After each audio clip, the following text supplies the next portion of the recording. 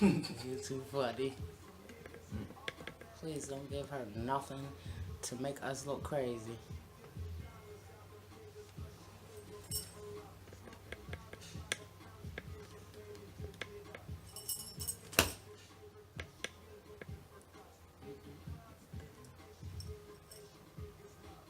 Is that good?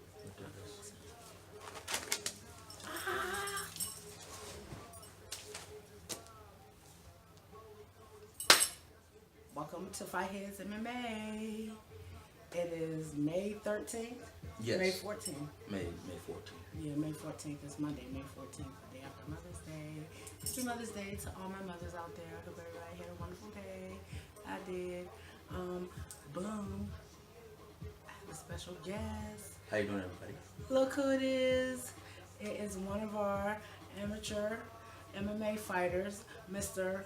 Malik Green. I don't know if you have a fight name. Do you have a fight name? No, I don't have a fight name. Oh, we're gonna have to find him one, y'all.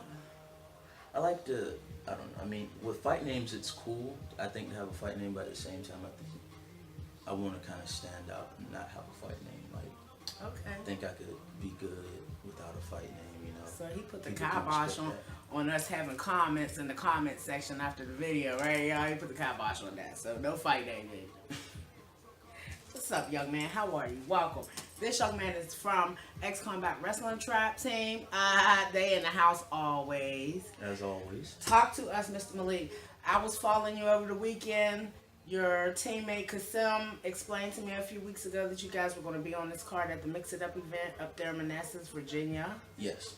That you guys were both going to fight for a title. And you got the fight, but he didn't. So we're going to talk about your fight. What's good? Tell us. Tell us from weight class, what made you do it, and carry us out. Well, you know, it seemed like a pretty good opportunity, you know, to go up in weight and get my first belt ever, you know, right here. The one. Look what he did, y'all. Look what he did. Show him again. Put it up there. Let them say, yeah. Give him the 3D vision of it. You know. It's nice too, y'all. Yeah. Talked it over with coach or whatever, and he approved it, and we just went up there, you know, and took the fight or whatever.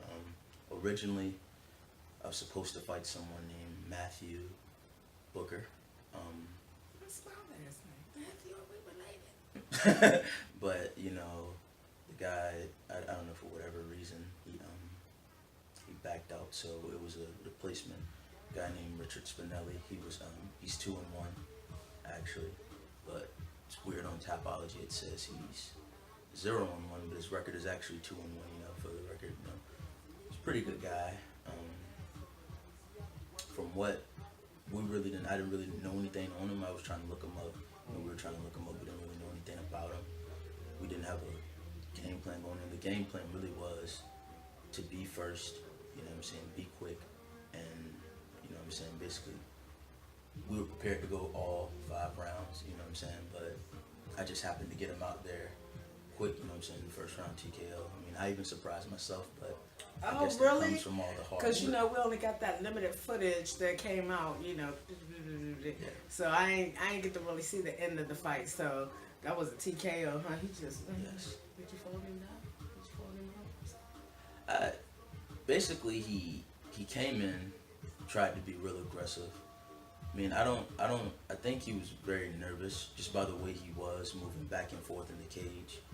Like, he just seemed real nervous and trying to be overly aggressive. So I could just kind of tell that by looking at him that he was going to be very overly aggressive. He came at me with the leg kick. He tried to, like, I could tell that he felt that he was bigger than me. Mm-hmm. You know what I'm saying? So he tried to impose his will on me and try to, like, bear hug me and take me down, but that wasn't about to happen. That. So I just got him down, reversed him, got him down, stayed on top of him, and I was just punching the crap out of him, you know, when I got the clear shots to his face, going in on him, holding him up against the cage. And it was weird because he tried to reverse me, but he still couldn't get me off of him because, you know, coach, you know, went over with us, top control, side control, staying on him real good. was hitting him. Next thing I noted, out of nowhere, I believe he just said, "Oh man, my jaw hurts." Then I'm like, he said, "I think he broke my jaw or whatever." Then the referee just came up, got me up off of him, and then I'm just looking back, and then the referee just said it was over, and I was just hyped, you know. It was my first so belt. that's the whole fight. What was in that clip that I said? Basically, yes. Oh, yes. I Yeah. thought I had missed something, y'all. I thought we had missed a couple rounds or something. That was over quick. Yeah, like I said, I surprised myself with that, and actually I didn't. Like I don't think I broke his jaw or I hurt his jaw or anything like that, because if I really did, I don't think he wouldn't have been able to talk. But it was weird because like when I went over there to see if he was all right, you know, noticed his tooth was missing. Now, I'm not trying to don't think I'm trying to brag or anything like that. I'm not trying to brag or nothing. But I was like, at the end of the day, you know, even though we fight, you know what I'm saying, I still want to make sure that he's good enough to train again, and you know everything's cool. You know what I'm saying? Like I figured that if everybody that fights, we're all trying to aspire, you know what I'm saying, to be on that pro level and to just be healthy enough again to go ahead and do what we got to do. No, that makes sense to me. Damn, he might have lost a tooth, y'all. That's the fight game. That's part of the game. So, what does that bring? What does that make your fight record? That makes my fight record. My fight record was previously 3-4. Now my fight record is 4-4. That's good. Breaking news. Yes. About to go down, baby. Yeah. So let me ask you a question. You came up from 155 to 170 for this. Are you going to defend the belt? Yes, that is the plan. We don't know when the man is having the next show or who the next opponent will be, but as of right now, you know what I'm saying, that's something I got to get back up with my coaches, and you know, just like I said, get back on the grind, and you know what I'm saying, just because I got this one belt, still got to stay hungry, still have to have that hungry mentality, and just go out there and just get it. So that'll probably require you to travel again on the next event, you know. Yeah. You up for it? You ready for it? I mean, sure. I'm sorry. Oh, that's fine. That's fine. It's cool. Yeah, like I'm ready to go up there, you know, showcase my talents again. I mean, wasn't the biggest crowd, but hey, I mean, you know, anywhere I can go, you know, and showcase my skill as a martial artist, I'm ready to do it. You know what I'm saying? Whether it's a big or a small stage. Okay. Do you have a plan? Do you and Coach already have a plan on how many more amateur fights you're playing? No, it's not a definite plan. Like, it's really just seeing if you're ready. Like, you know what I'm saying? Like, Coach always tells us we have to test ourselves against the best. You know what I'm saying? And that's what I want to do. You know what I'm saying? Whether it's here locally or going around, you know, you gotta get out there. You know what I'm saying? You gotta test yourself, and you just gotta be hungry and ready to get it. Because a lot of people say that, you know, you gotta be strong and stuff like that, but it's also your mental aspect. It's like what you're doing when people are not looking around. You know what I'm saying? The time and the effort that you're putting into it. You know Character is what you do when you think nobody's looking. Yeah. So that's pretty much what it is. So you a 155er. Let me ask you a question. Are you going to get on any Spartacus cards? That's a little bit of a Shark Tank over there with that 155, 145, or 135 divisions. Woo, wait. I would like to return to the Spartacus card and return to 155, but like I said, it's all in due time, and I really got to get with my coaches. You know what I'm saying? I believe in the plans that my coach has for me. You know what I'm saying? I get with him. You know what I'm saying? I talk to him and stuff like that. Like, told him a while ago, you know what I'm saying? Like, I'm going to put in the work, and you just tell me, you know what I'm saying, you know, what you want me to do, and we can go after it, and we can go get it. So you just put it all in coach's hands. You just show up, do the work, and just show me where the cage door is. You have to let, I believe you got to let the coaches do the coaching, you know, and let them guide you to the right fights. You know what I'm saying? He's the coach for a reason. Absolutely. You know what I'm saying? It's not, I don't think he's going to steer me wrong. He hasn't steered me wrong yet. So, like, I just have to put in the work, and I just have to believe in him and trust in him. Well, I hope you know that when I say you, I mean you and your coaches Yeah, yeah. Hmm. People that plan in your career. Is there any other events that you and Coach have already spoke about that might be coming up that you might be on or that you're trying to get on? Um, like I said, he said it was a few in August, but like it's not a definite thing yet. I You know what heard I'm saying? AFL is coming back in August. August 3rd. Yeah, yeah, I heard about that, but it's just like No definite plans. I'm just yeah. asking. You know, I'm gonna ask. You know, I want to I mean, know. I I'm know. trying I to know. pry that can open with the butter knife. You know how we Yeah. do. I'm trying to get it over with the butter knife. That's what's up. Yeah, So, uh, ooh, tell everybody what you do for a living. Oh, when I'm not fighting, I work for the city of Portsmouth. You know, with children outside of an elementary school. It's called the 6 to 6 program. It's a before and after school care thing where we feed the kids, we play with them, do arts and crafts with them and stuff like that. You know, just basically bond with them, and we send them off to class in the morning and in the afternoon when their parents come and pick them up. We just watch them until then. Do y'all have a little snack program for when you get there in the afternoon? Yes, yes. Yeah, we feed them around 3:30, and around 4:30 they have their snack. That's pretty cool. That is so cool. So now that it's warm again, you get to take them outside. I Oh, yeah. suspect they have a play area and everything outside of the building. Yes, yes. And you want to take them out there and work them out this summer, ain't you? Oh, no about working them out. They gonna they're work they're you children. out. They'll work themselves out. And they do give me a they gonna workout. work you out. I said that backwards. They're gonna work him out because he's gonna be the one talking about. So it's time to go in, y'all. I done had enough, y'all. It's time to go in. It's time to go in. So, any other good news coming off of your ex-combat wrestling track team? You have any good news to share with the world that's happening for the team? Outside of Coach is being nominated for Coach of the Year. Yes, that's that. Big good luck, Coach. Yeah, I definitely think he's gonna win it. You know what I'm saying? Like, you have, first ever MMA coach in it. So I think he has a pretty good chance. You know what I'm saying? Like, he's a great coach.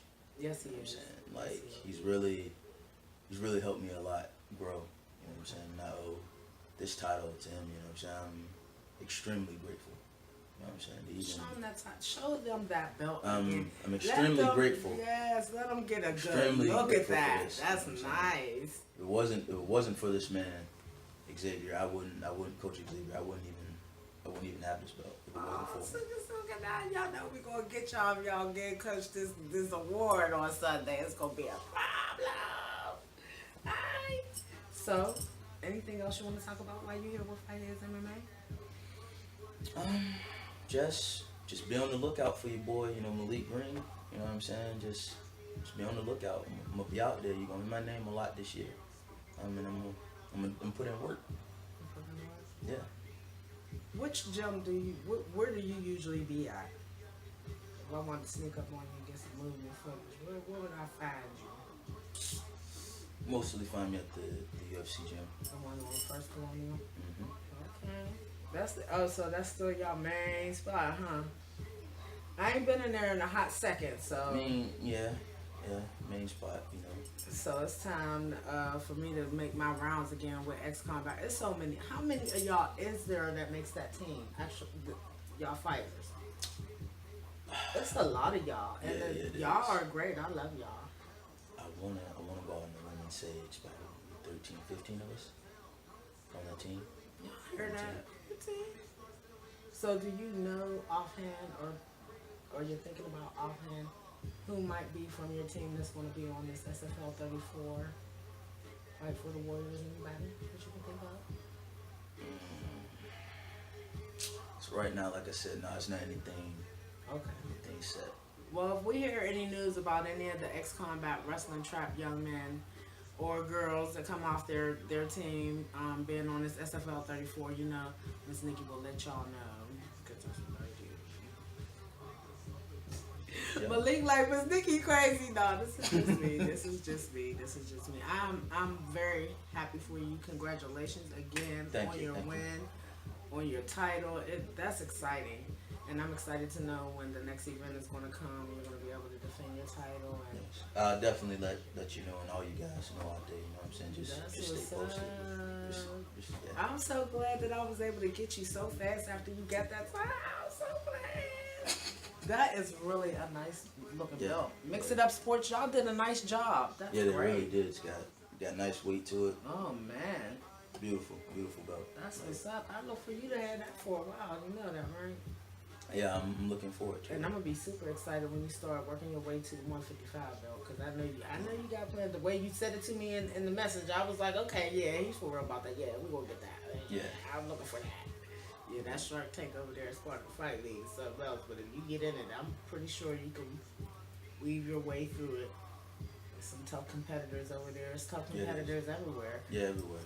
And did you see any other great fights on that card you was on up there in Manassas? Did you see any other great fights? Or any that made you say, dang? The 155 fight, I can't remember what their names was, but they were going at it for the belt, like, but in the end, you know, I don't know if you saw the recent fight poster for Spartacus that Spartacus put up. Yes. For 145. Yes. I think it was one of the guys. He was in it and he was fighting. I can't remember his name. It wasn't the dude with the dreads. It was his opponent, I believe. They were fighting. Elias Brawley. Is that his name? No, I think that's that's the black You guy. said 145. No, there wasn't a 145 fight. You can't talk about dreads at 145. That's No, like not him. It's his opponent. He was fighting.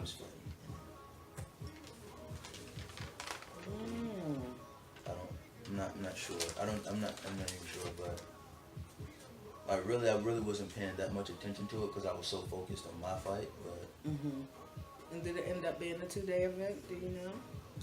No, it wasn't a 2-day event. Actually, the card was pretty short because it was a lot of pullouts. Yeah, Mother's Day weekend and ooh ha ha ha ha. Yeah.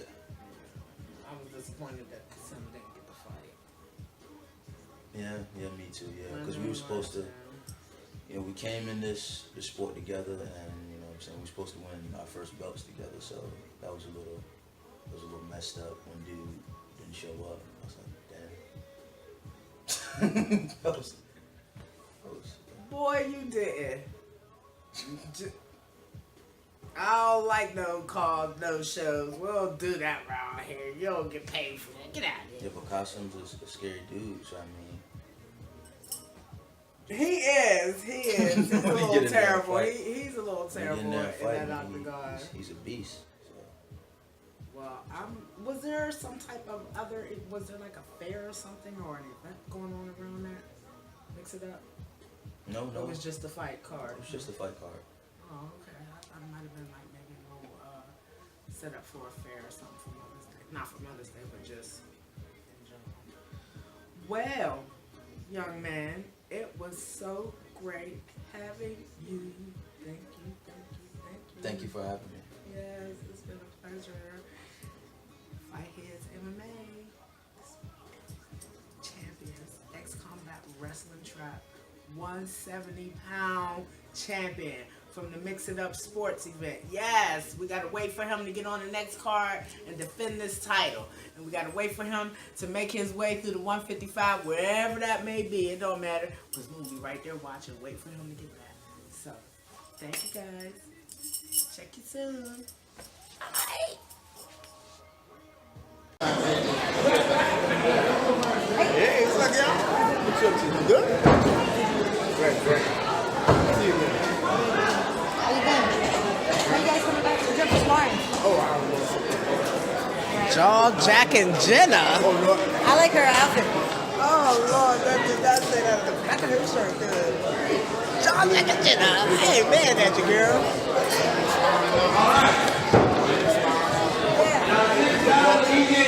Body bag.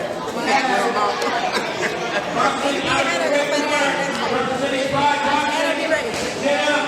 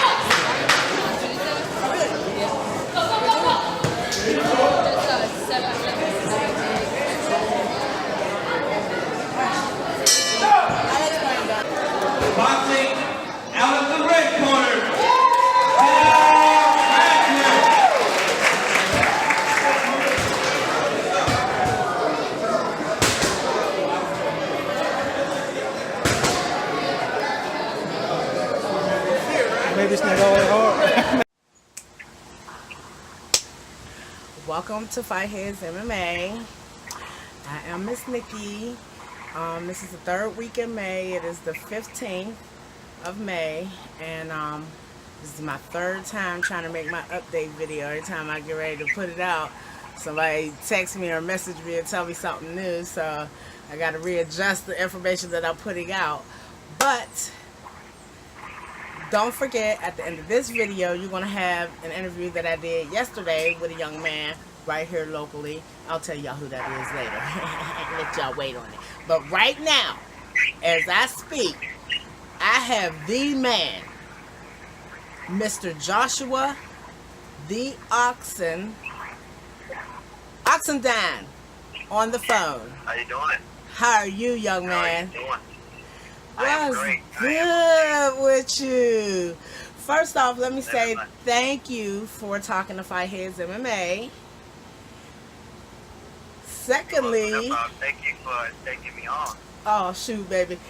Secondly, I want to tell you that video I seen of yours was awesome. I loved I it. appreciate you. Yes, I yes, appreciate and I that. shared Thank it you, and Mother. everything. Thank you, Yes. Mother. Thank you, Mother. So I see you is you doing big things. You in the process of doing big things. I seen your post. You said your goal is to make it to the UFC. It's 1,001 things people want to know. Tell us what's going on with you, the Oxen. I just became the flyweight champion for EWC, which I won in a minute and 6 seconds. And then turned around 2 weeks later and knocked out the #1 fighter in Georgia and the #3 in the Southeast. And now I fight next Saturday, May 26th, against Shamel Finley in Georgia. So doing some videos, doing some promoting, and trying to get my name out there because I am a brand. I'm my own brand. So yeah, things are looking up. Things are moving forward, and it looks good. Oh my goodness. Oh my goodness. This guy that you're about to fight next week, who is he? Thanks to Mel Finley from Georgia. He fights out of Georgia. He's a good friend of the guy just knocked out. So with Diego Bautista to do, I fought and I won by KO. Is a monster. He's a great fighter. He just won Saturday to defend his belt. He's a savage. So yeah, that knockout was really special because of the caliber of fighter I fought. He's going pro now. The man's a savage. So it was a great fight, great war, and I came out victorious. But in the MMA game, you never know what's going to happen. So That is so true, young man.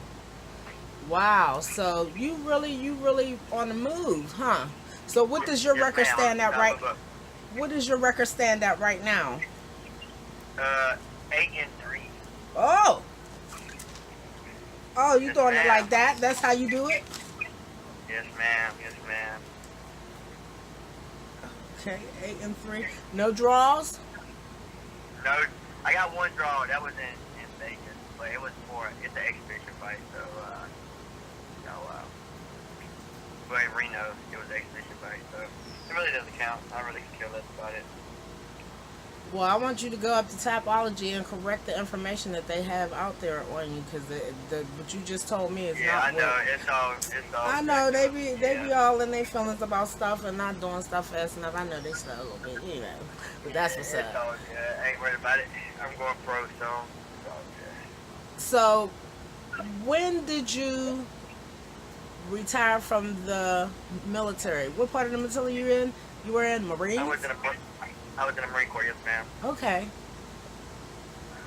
Yeah, I got out in 2015. Say that again. I got out of the military in 2015. Oh, okay. And you have 2 little girls. 2 beautiful little girls. How old are they?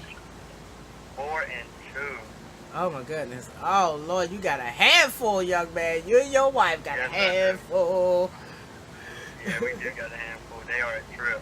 And happy Mother's Day to Lady Oxendine, Thank mom you so much. and wife. I appreciate that. So tell me, what kind of good news do you have on the horizon, young man? After this fight, I will make my pro debut with EWC.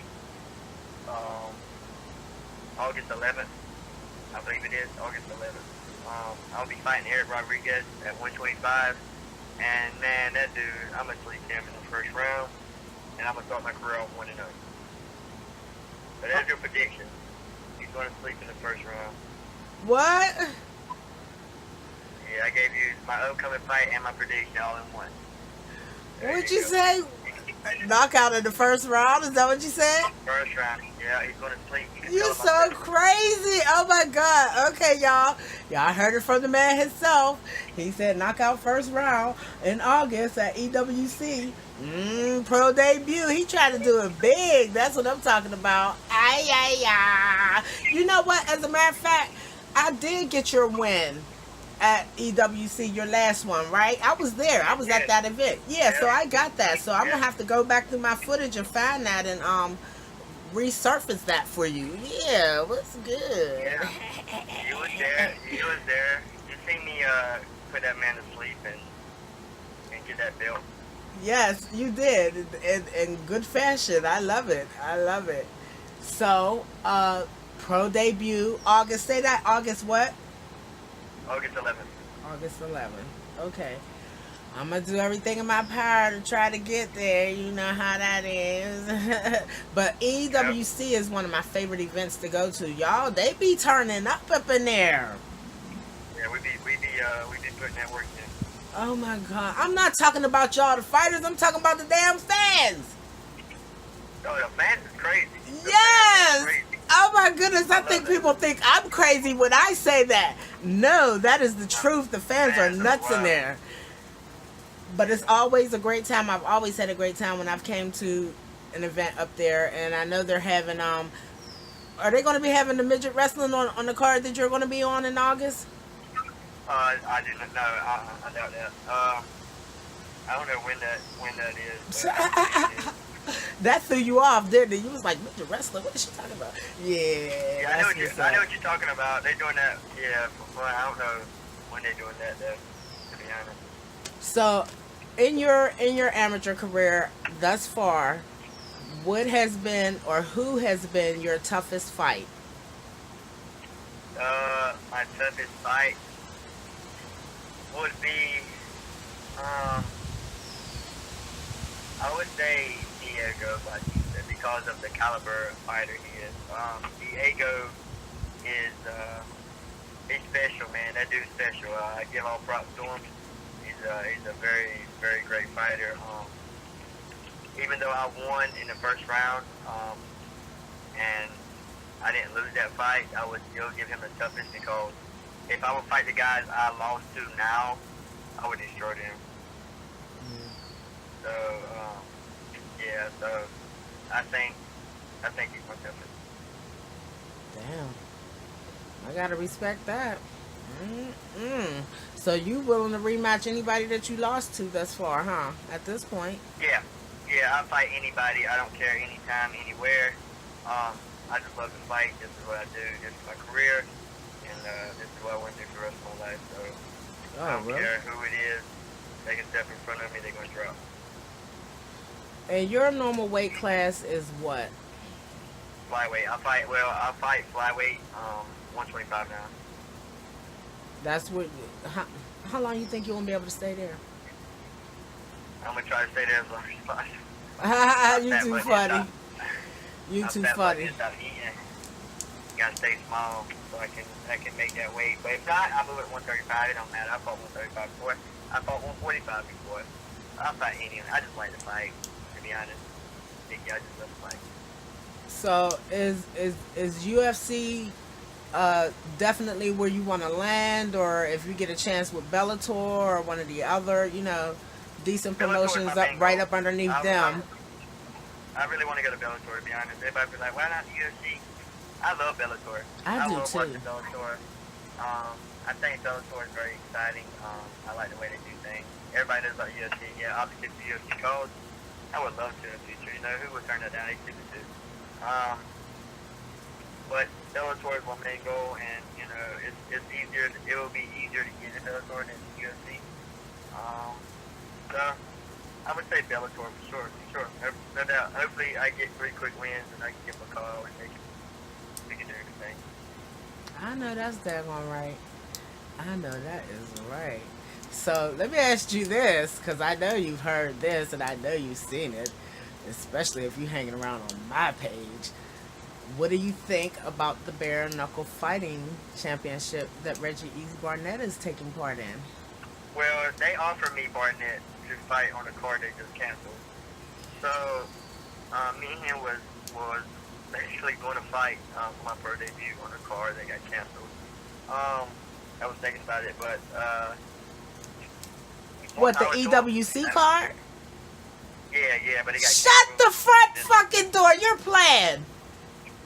Me and him was going to go throw it down.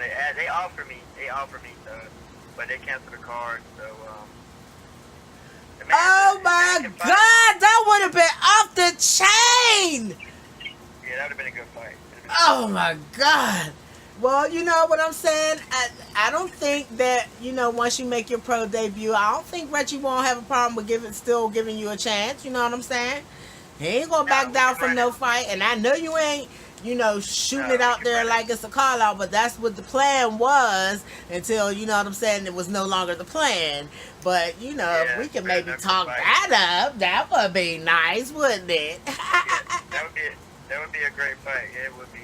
I respect Barnett. He's a great boxer, great fighter. His specialty is boxing. My specialty is boxing. So.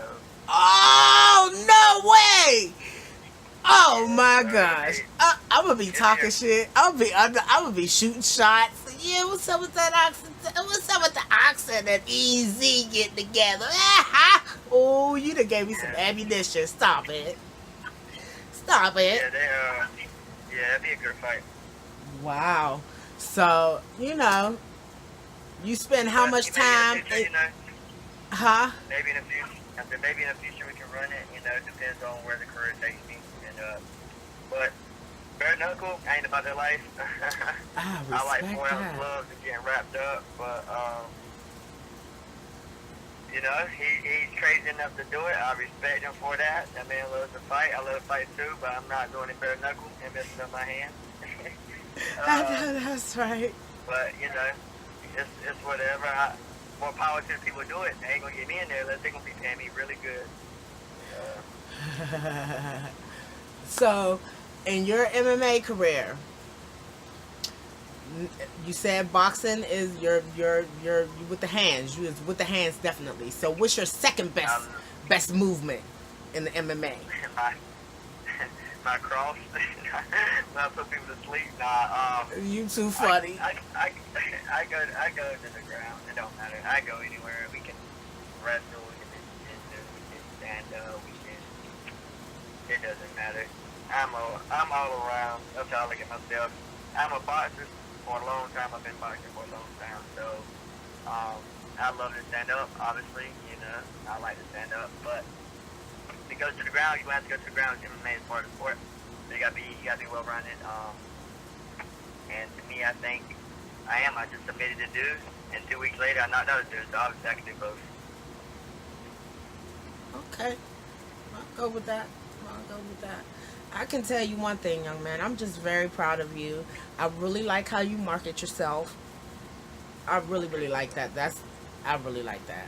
I hope that your family and your friends and your team that works with you and that you work with them, I hope they're all proud of you. You know what I'm saying? I see you doing exactly what you say you want to do.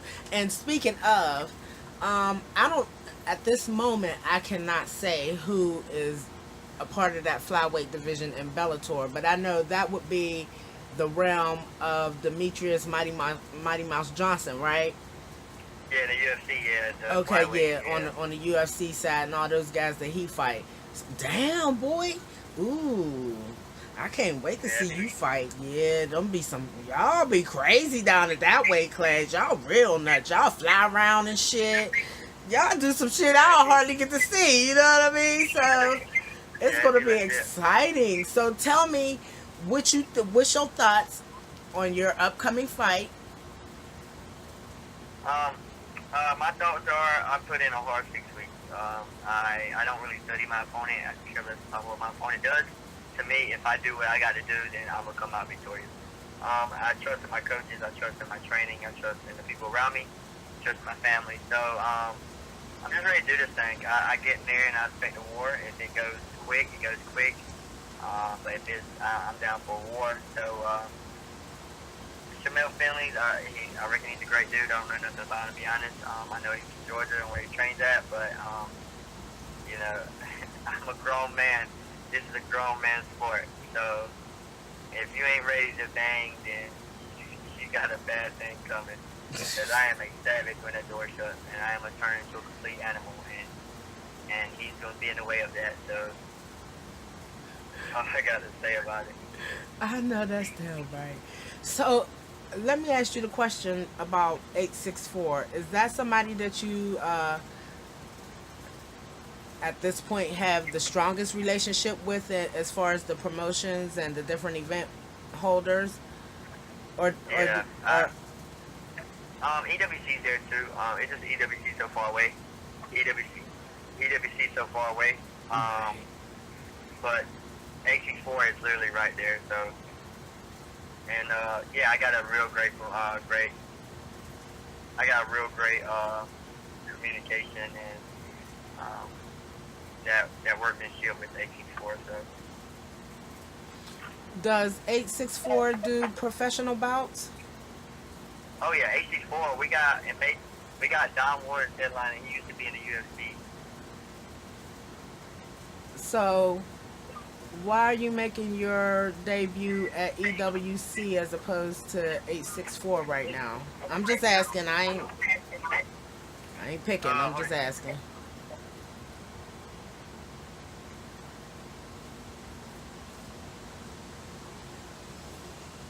Hello?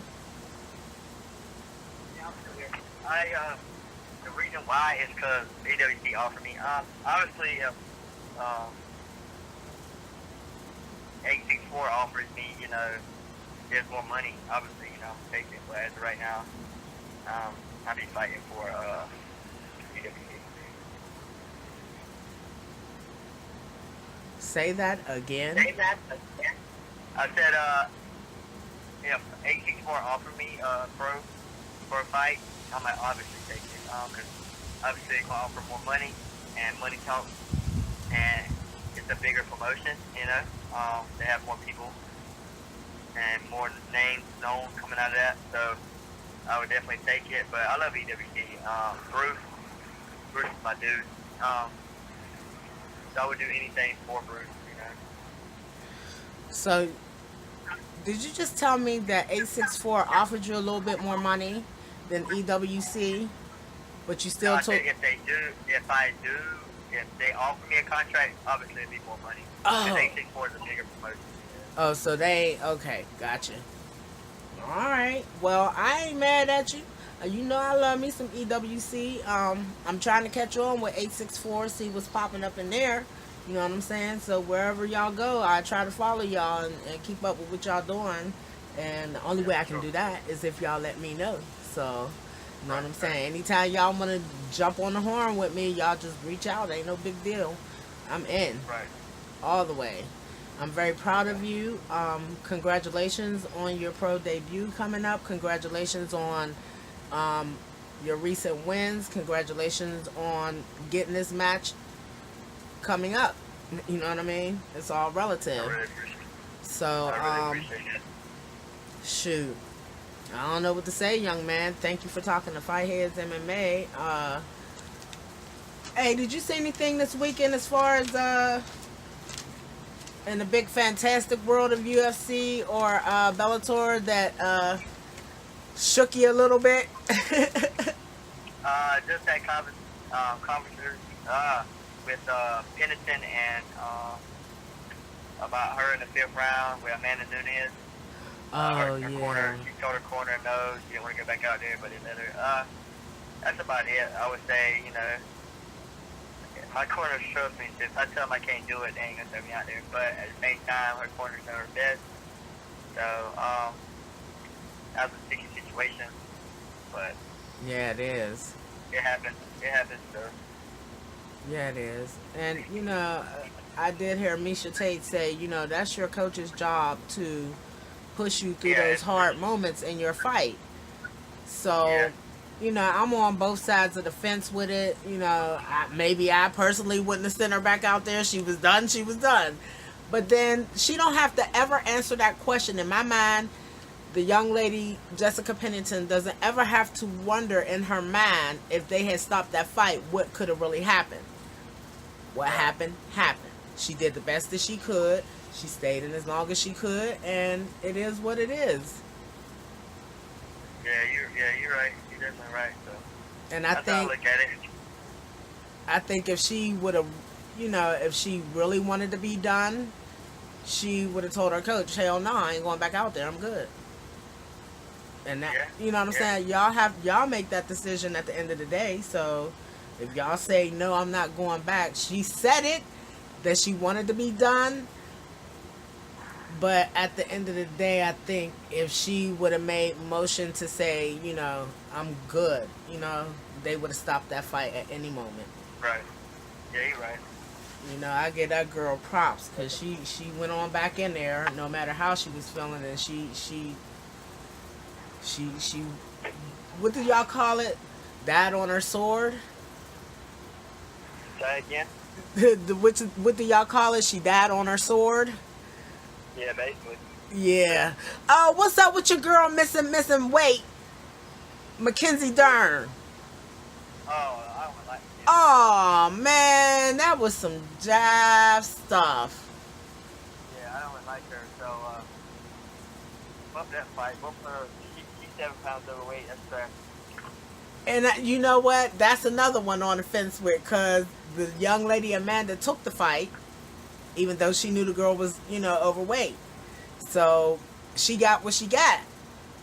Yeah, she got a beating, but she still not in the fight. But she won the fight, done.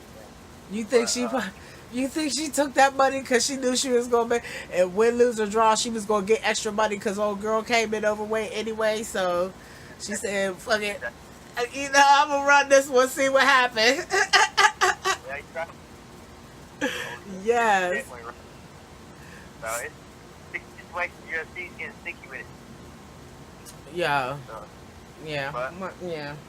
Oh, good. Lyoto Machida. Did you see that? Did you see the footage of that? Or did you watch that fight? Knocked out Victor. Yeah, he knocked out Victor. That was a great fight. All respect to Victor. He's a great Hall of Famer. But it was the time to go. People was involving in the sport. So. Yeah. That was crazy. That was just crazy. That's all I know. It was a bunch of crazy stuff that happened in the MMA world this weekend. And, keep me abreast. Let me know. Please send me any footage, that you don't mind sharing from your upcoming bout, because I'm going to be on another mission when you're in your upcoming bout. So I won't be present. I definitely so. Say again? I would definitely be sending you stuff. Okay. I appreciate that. I thank you. And once again, tell the people where they can find you at. You can find me on Facebook at Joshua Oxenstein or Instagram at joxman2214, which is JOXMAN2214. Okay.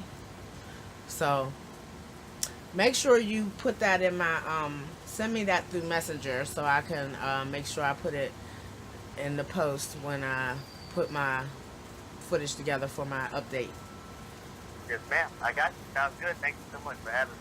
Thank you, baby. I appreciate you. Fight Heads MMA is going to be on the lookout for Joshua the Oxendine. He's getting it.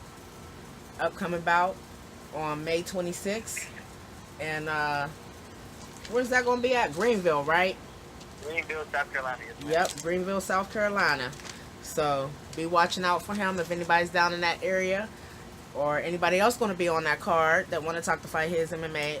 Hey, the sister. Josh know where to find me. So thank you, Joshua. It was nice talking to you, young man, and thank you for your service. Thank you. Yeah, thank you so much. I really appreciate it. You all. It's all good, baby. All right, bye-bye. Bye-bye. 1,425-pound weight class. Fighting up, boxing out of the red corner. Representing 757 boxing, Ryan Landon.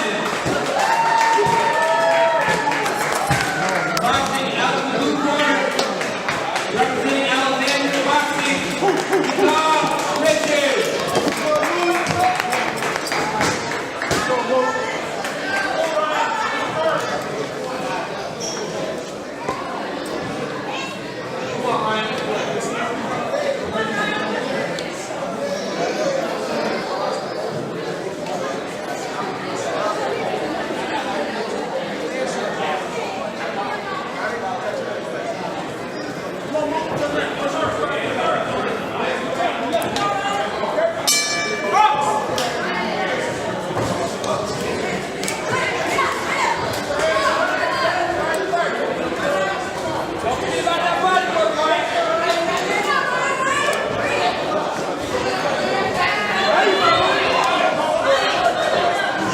Standing in the pocket.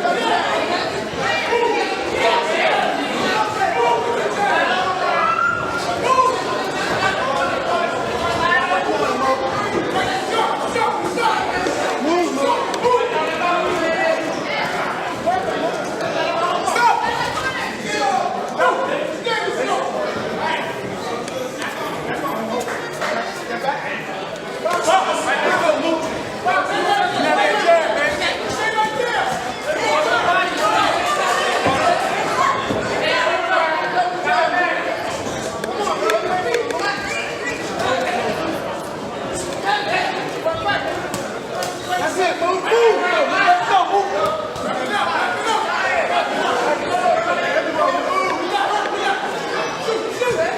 Move,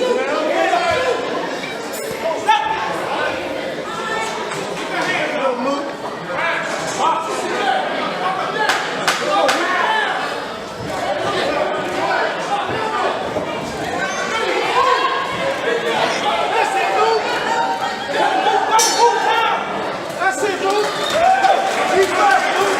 He's first. A good match. We do have a winner.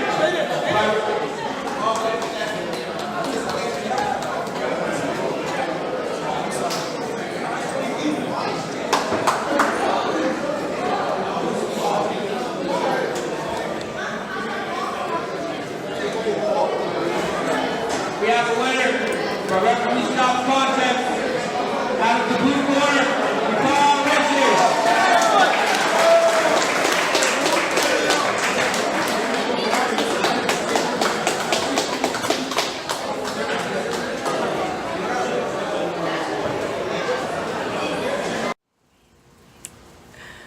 Fight His MMA.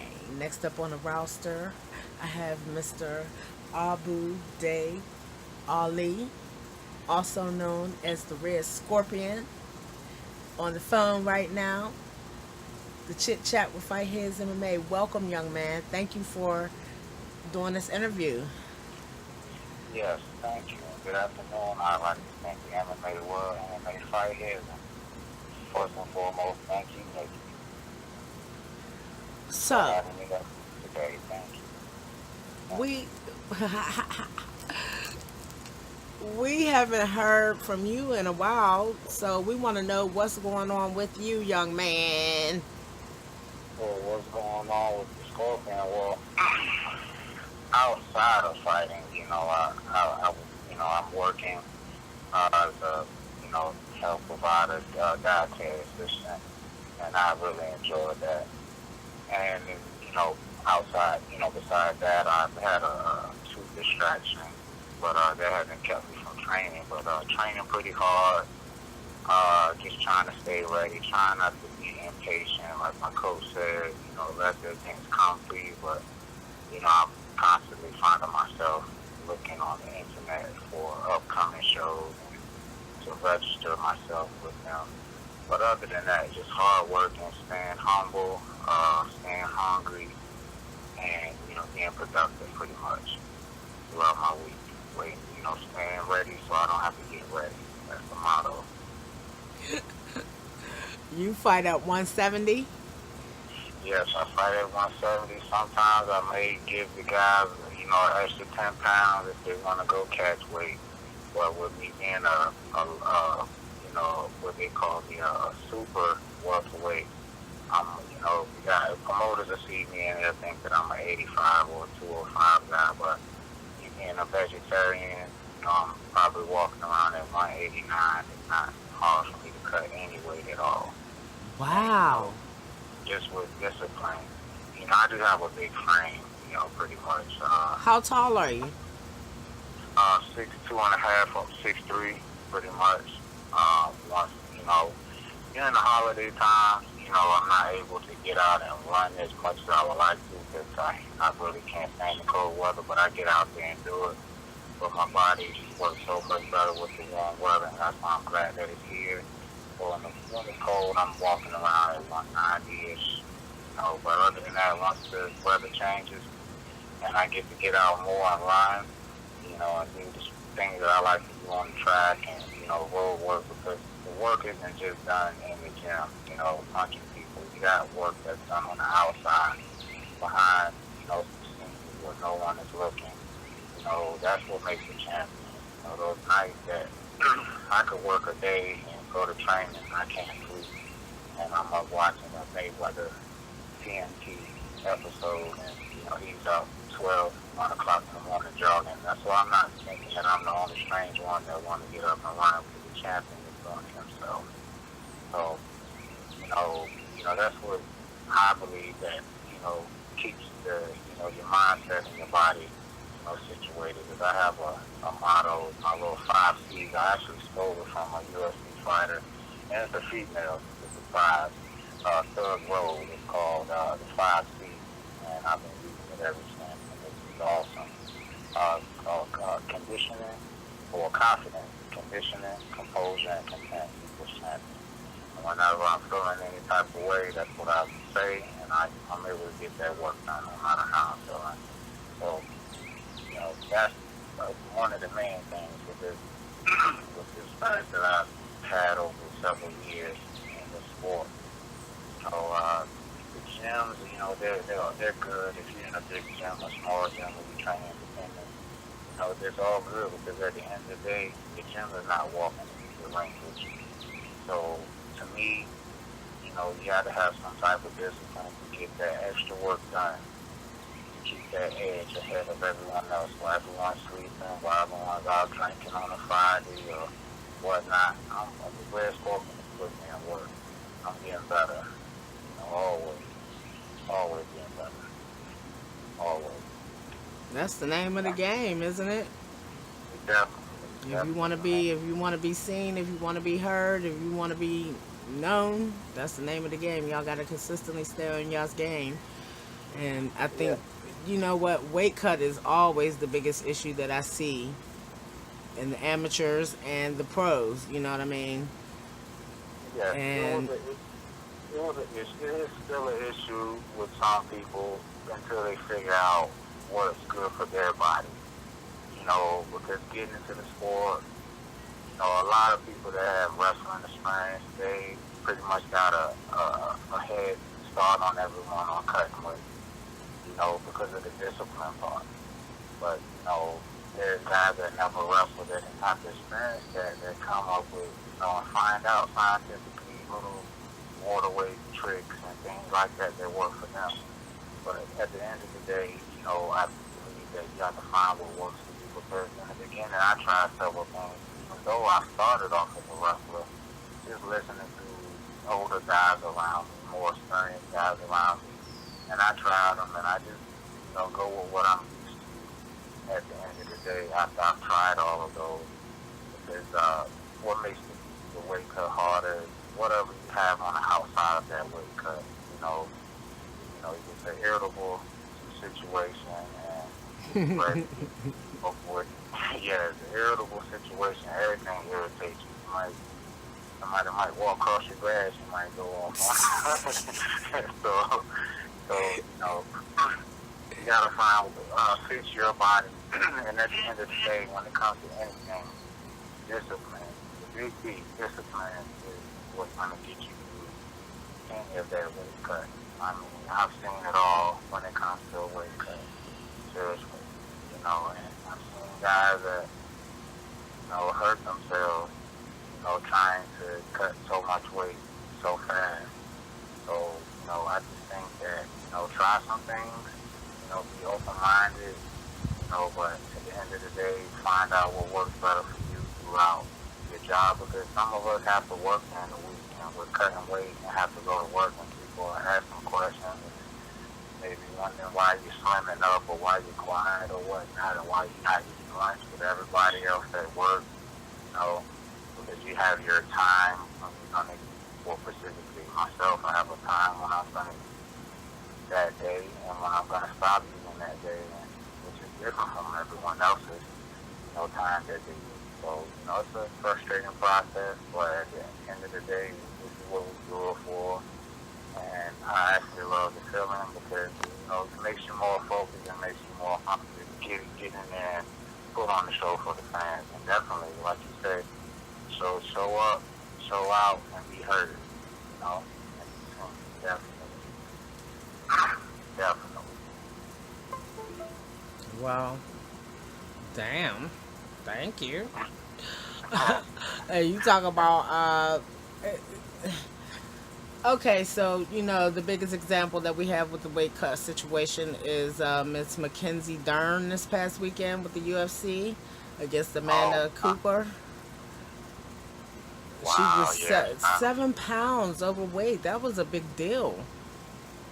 That was, well, you gotta understand, we don't know as outsiders, well, me being a fighter and you being an MMA head, fight head, you are inside as well. But I'm talking about people that have nothing to do with the sport, don't have an idea of what situation this fighter Pennington may have had to deal with. Sometimes there's promotions that are trying to fill a slot just to get this fighter or champion a fight, and they call with so many people and so many people available, and they get to the one that is closest to weight, and they're like, hey, we're gonna, instead of finding you for those 10 pounds, can you just try to get down as close as you can? I'm not saying that was the situation. I'm just saying that's what could have happened. Sometimes, promotions call you maybe a week or maybe 4 days out, sometimes short 2 days notice. So we don't know the situation. But at the end of the day, I'm not going to excuse for her because being overweight and a promotion like that for how hard a lot of amateur and professional fighters, work, put me in that situation, I'm never going to miss weight. That's just something, like I said, I don't know her situation, but looking outside in, I'm like, it's undisciplined, and it's unacceptable. This is what it is, Well, like I said, I don't know her situation, but it is what it looks like to us being overweight. Those guys sometimes try, on that level where they're able to train 2 or 3 times each day and not have to work. They're, or say, cutting all of their weight. But us, on what I would call the Division II level pros, which are not on the big shows yet, we're starting our weight cut, but we're eating off pounds as the weeks get closer. We probably start like a month out, maybe 3 weeks out, to get your mind and body in sync with, okay, I have to do this, and that's what's up with these, athletes. They're cutting 12 and 19, sometimes unheard of 20 pounds in 1 week. They may start their week cut. The weigh-in is Friday. They may start the weight cut Tuesday, and they're doing baths. I love taking baths. I love being clean, but I can't. I can't stand it. Now, maybe with 2 or 3 pounds, and I'm traveling out of town, and I'm 2 or 3 pounds out, instead of putting more stress on the body, go ahead and soak in a jacuzzi, or a hot tub.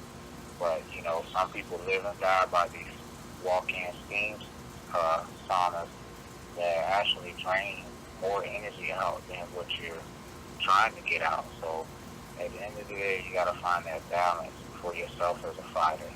You know, with everything that's good for someone isn't gonna be as good for you. You know, when it comes to that, so it's all a scientific breakdown with self at the end of the day, and just having that knowledge on it. Well, yeah, you know, Pennington, she fought a good fight, and she, held her on, and, and she quit on the stool, but her team wasn't going to let her quit on the stool, and she came back out. But, she had already quit in her mind, so she was, no matter her skills, if she had Ronda Rousey skills or Doug Rose skills, once you quit in your mind, you're already done. Pretty much. It goes back to a quote I was reading in the book of The Art of War, or the book of the Five Rings. I'm always reading something on mental warfare. And it states that the mind fails the body 1,000 times faster than the body fails the mind. So that means if you train your body and push it to its limit, it's not going to fail you at all. But if you are, mentally weak and not, putting in the work that you're doing, you're going to give up like that. But, at the end of the day, it's a long walk from that locker room to the edge of the cage. You get grease on your face and the hug your team and go in there. I've seen people quit before they even get out there. I've had guys that were facing me as an amateur that somehow started track practice in the back of the locker room and pulled a Achilles or something. I don't know what's going on. He's doing 100-yard sprints or something back there. But, it's crazy. I know that's the hardest part of it all. The weight cut and walking to the ring. The pressures, the expectations, and sometimes the doubt that you may have. But if you're doing the training that you need to do, and you're putting in the work, and you believe in your ability, there's nothing that nobody can put in front of you that should be able to stop you. Other than yourself. So pretty much, yeah, you're facing another person, but you're pretty much facing yourself. 90% of it is mental. 10% left is the physical part. That's the walk to the cage. After that, it's all mental, and you gotta flow.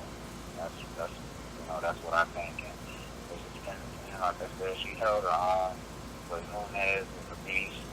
She's aggressive, and I think that she should look into fighting Cyborg or somebody like that. I mean, Holly or whatnot. But other than that, that girl wasn't supposed to be in there. Like I said, got much praise and respect for Miss Pennington for stepping in there with her. But my coach tells me all the time there's levels to the game, and I believe there was a time as an amateur I was a champion. I felt like I was ready to take on any pro.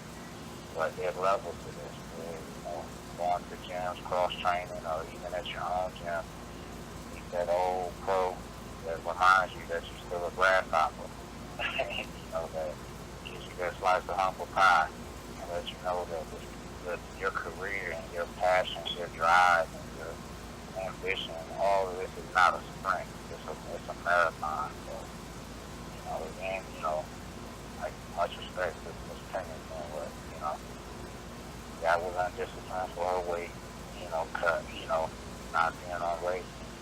But, hopefully she gets back in there, and, that definitely going to give her, another shot in there.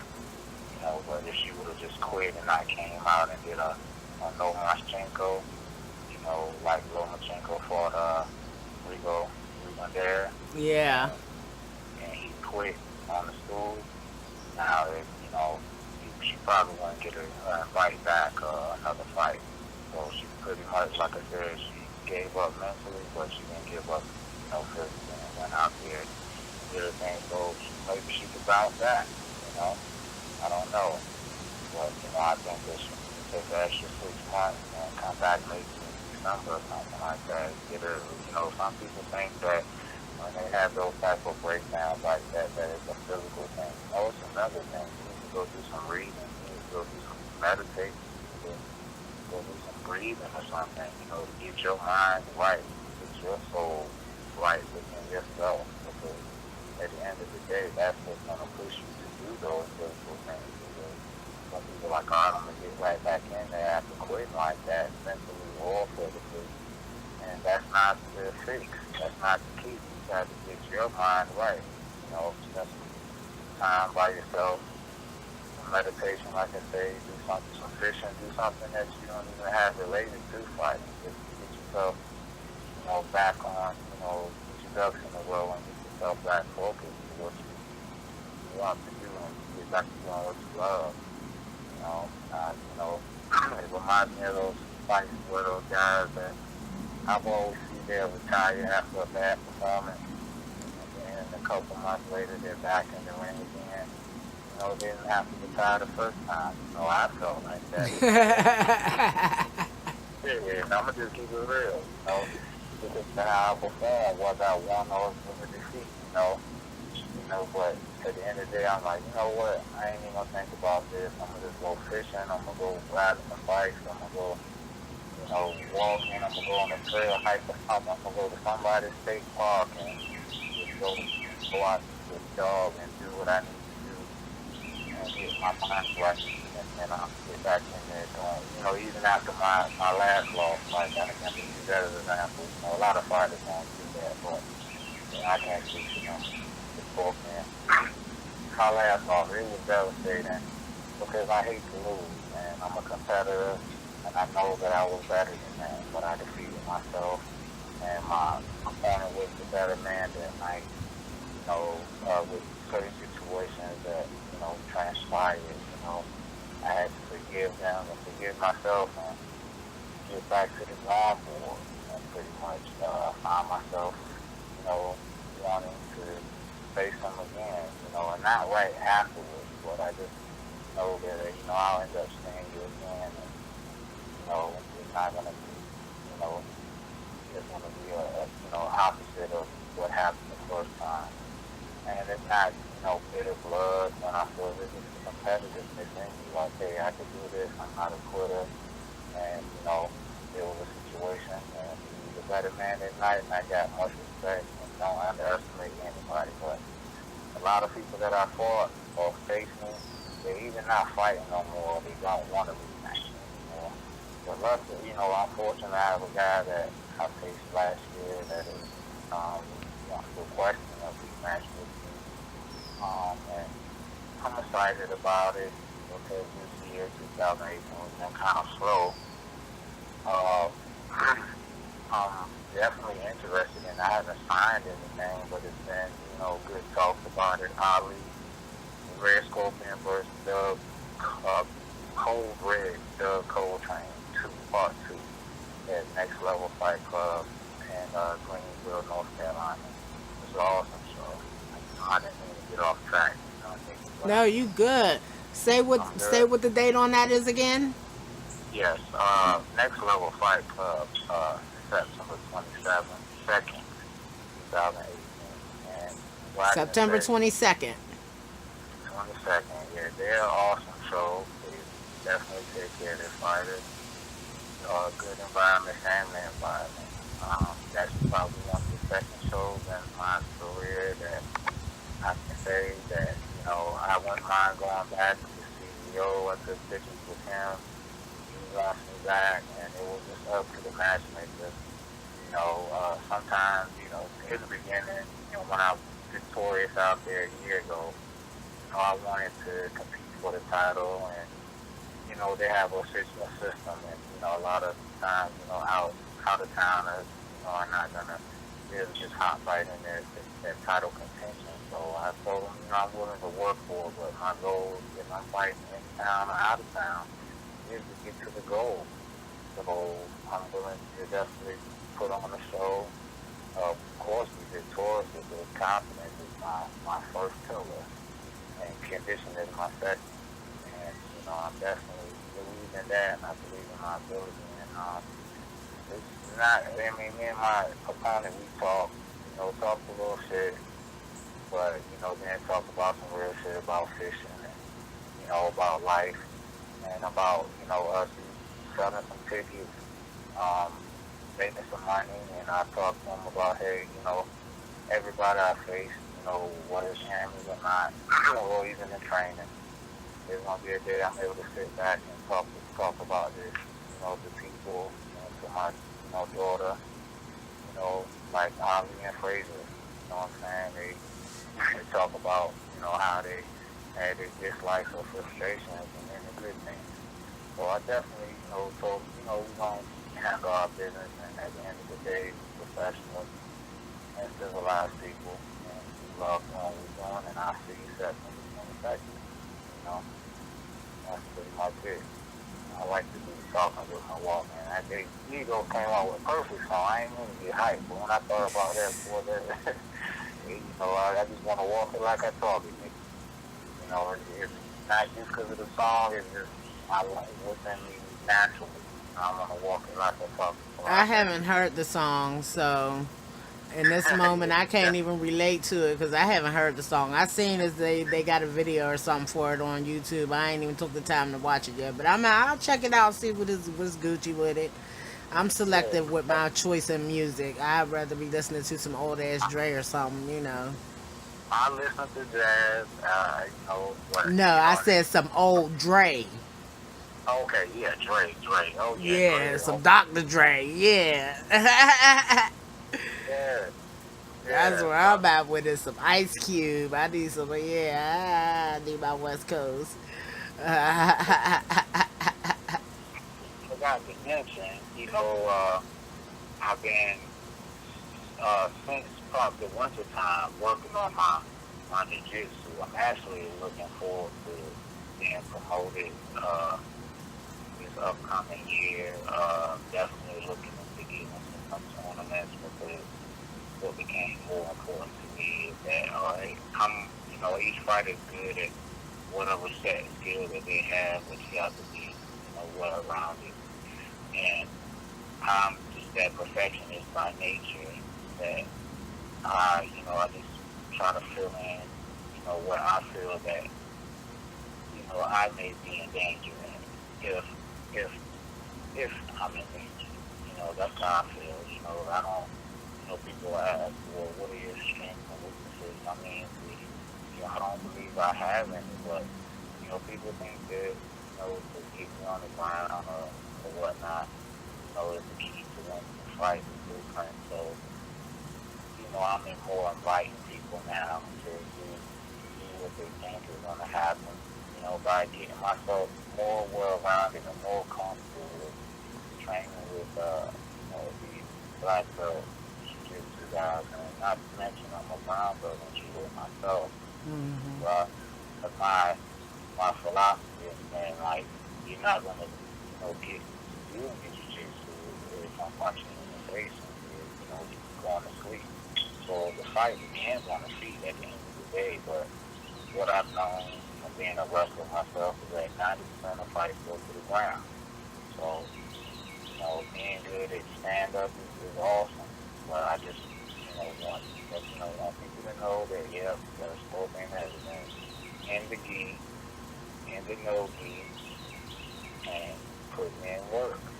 And now that the weather's good, I'm outside doing sprint. Because at the end of the day, after you come and using all that strength and all that this and that, you're going to get tired. And guess what? I'm not never getting tired. And that's what the tide's going to turn. And I'm going to go back and do what I like to do. I'm going to get up off the ground and stand you up and knock you out. Yeah. You too funny. So you do have a wrestling background, huh? Yes, yes. I had it before I even attempted it. First off, I'm related to one of the junior state first state champions or runner-ups in our region of the Tidewater area, which is my uncle, my mom's brother. So he could, rough me up a lot, and I ended up getting into it and following his footsteps. And, What's his name? Oh, Robert Weaver. Definitely Robert Weaver. He wrestled at Booker T High School. Oh. Under the legendary Coach T. And there's a coach. no, not one wrestler that come out of Booker T that doesn't know who Bob Louise is. I know that's damn right, including Mr. Ryan Parker, huh? Yes, yes. Ah, Yes, so I didn't exceed his, achievement, but I became a national runner-up in AAU freestyle wrestling and was sixth in the nation in Greco-Roman. And at that time, Ryan was a up and coming. I was already I was wrestling at Moore High School, but I did attend Booker T for 2 years before getting into a fight, and pretty much is why I'm in the profession I'm in now. I knocked somebody out, and I got, I had to get out of there, got in a situation, and, I ended up going to Moore High School and finishing there. But Ryan Parker competed in that same tournament, and he placed as well. So, and then he got, there's too many names to name. David Bell, who's the coach now, John Howard, Dwayne Williams, Antoine Williams, and the twins. It's the pedigree of guys that came and coaches that coached that school. And I'm just glad I had the honor and the privilege to have that experience. But it helped me in this sport. But at the same time, it's not a wrestling match. It's not a jiu-jitsu match. It's not a boxing match. It's an MMA match. So you have to be. but you know what? Yeah, I agree with what you're saying, but you know what? I have seen in many occasions where y'all's wrestling has taken over fights and it has won y'all fights. It's gotten y'all to take down. It's gotten y'all to be able to take that dominant position on top and finish opponents off. So everybody, and you guys are some of the most feared fighters when y'all walk into the cage, especially with the ones that are known for having a wrestling background, not just novice wrestling. I'm talking about for real wrestling. Oh yeah, Tyrone Wood. Oh y'all, yeah, they feel. Oh, even the ones, even people who are good on the ground, they don't. They usually don't want to go to the ground with a wrestler. They usually don't. Yes, all right. The wrestlers we were taught pretty much to be dominant, to never be on your back, and to never let anybody take you down. Now, you have offensive wrestlers and you have defensive wrestlers. All wrestlers, can control where the fight is going to be. But you have what I believe is myself, a defensive wrestler, a counter wrestler that's going to prevent you from doing what you're going to pretend to do for me to do what I like to do. But those offensive fighters, yes, offensive wrestlers, they're very feared. I can name one. I've seen the Army, John Smith, coached by Coach X. He wrestled at Delaware State College, if I'm not mistaken. He's an offensive wrestler. One of those guys that's going to throw one big heavy punch or two or two piece, and, go, shoot double. And once he gets on you, you're like a stingray. Right. Much, it's over from there. But then, Tyron Woodley, he's not an offensive wrestler. He's a defensive wrestler. Look what he did against the jiu-jitsu black belt, Daniel Maya. Maya shot 20-something times and then get one takedown. So that's what Woodley was doing, punching him in the face and defending him. But sometimes that wrestling could play into the catch wrestler or jiu-jitsu guy's game. You keep taking them down and giving them your neck and you using all their energy. Yeah, that's true too. You with a guillotine, and next thing you know, you wrestling the referee's legs. Don't know what happened. You didn't took the job, So, it's a balance, Of course, and you can always get caught with a nice hook or something coming in to get a takedown, or coming out of a lazy trying to attempt at a takedown. You can get caught with something. So, yeah, I definitely understand and respect that. So, tell me what else you might have working for this summer. Are you able to tell me anything that you're working on for this summer? I'm working on the jiu-jitsu tournament. I was looking at the New Breed tournament in Virginia Beach. I'm trying to, calculate my schedule so I can pop up out of nowhere. the last time I was in a jiu-jitsu tournament or a wrestling tournament was in 2013, and I was placing, and I got some hardware, and that was the start of my career. I was with another gym, and that's what they did, like twice out of the month, and I remember looking forward to getting into some tournaments to get teams to promote myself a little more than I ever have. Put some of those up if possible. Of course, I like to train, but sometimes I'm not around people kind of outside of the gym to record what I'm doing. But if they seen what I was doing, they'd be like, "Wow, I didn't know this guy was doing this." Like getting on the football field, sprinting 100 yards, get on the track, doing a 400-yard meter, and then doing 3 round minutes of mix, carrying a heavy bag or a punching bag or a rucksack full of weight up bleachers or up hills, pushing trucks in neutral position, in the parking lot, this little things that I believe that help me on the outside of the gym when it comes to conditioning and mental health and mental endurance and mental strength. I feel that's important. But right now, like I said, I'm just going to be training hard. I'm on the mat, of course in the ring. Planning to do some cross training with a couple buddies down in the beach. Ryan Parker, of course, and Cedric Babbitt. And, I'm going to start my little summertime cross training tour up until I hear some information or see my name on the fight board in the gym. That's what we have, a little board that almost reminds us of being in school again. You come in the gym, you're just looking up at the board to get excited about seeing your name on the show. So that's what I talked to you about before. That people are like, "When you gonna fight again?" At least I'm humble about it. Like I said, I'm just trying to stay ready. But at the end of the day, being a competitor, I'm like, man, if I can fight month to month, I would. If I could. I thought about guys that trained that went to Brazil and they get their fight records up going to Brazil and South America because they're able to fight over there every week. You know what I'm saying?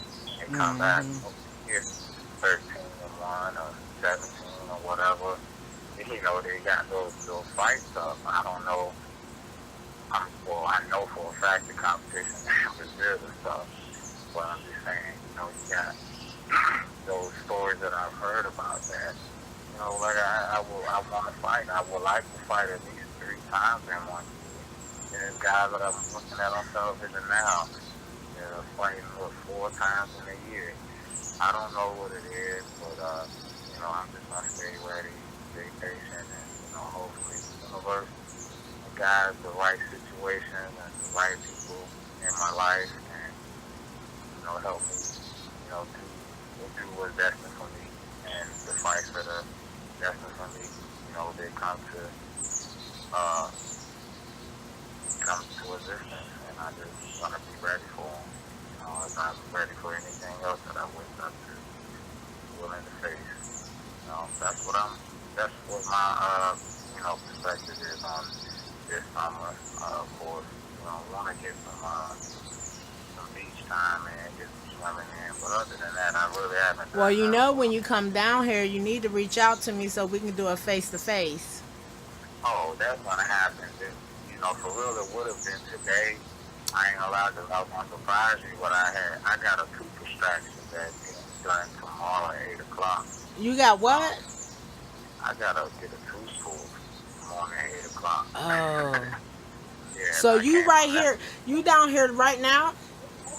No. And I'll get all my stuff done. They're in Norfolk, but when I'm training up in Richmond, and I went to the dentist and DC Medical Center, which is the facial surgery center. I had a wisdom tooth taken out last year there, they work real good with, people that, need emergency work or any type of other work. They have a dental school where you can, set up follow-up. So that's from all the years of eating bad candy and all of that. Boy, you ain't got to say nothing. I know.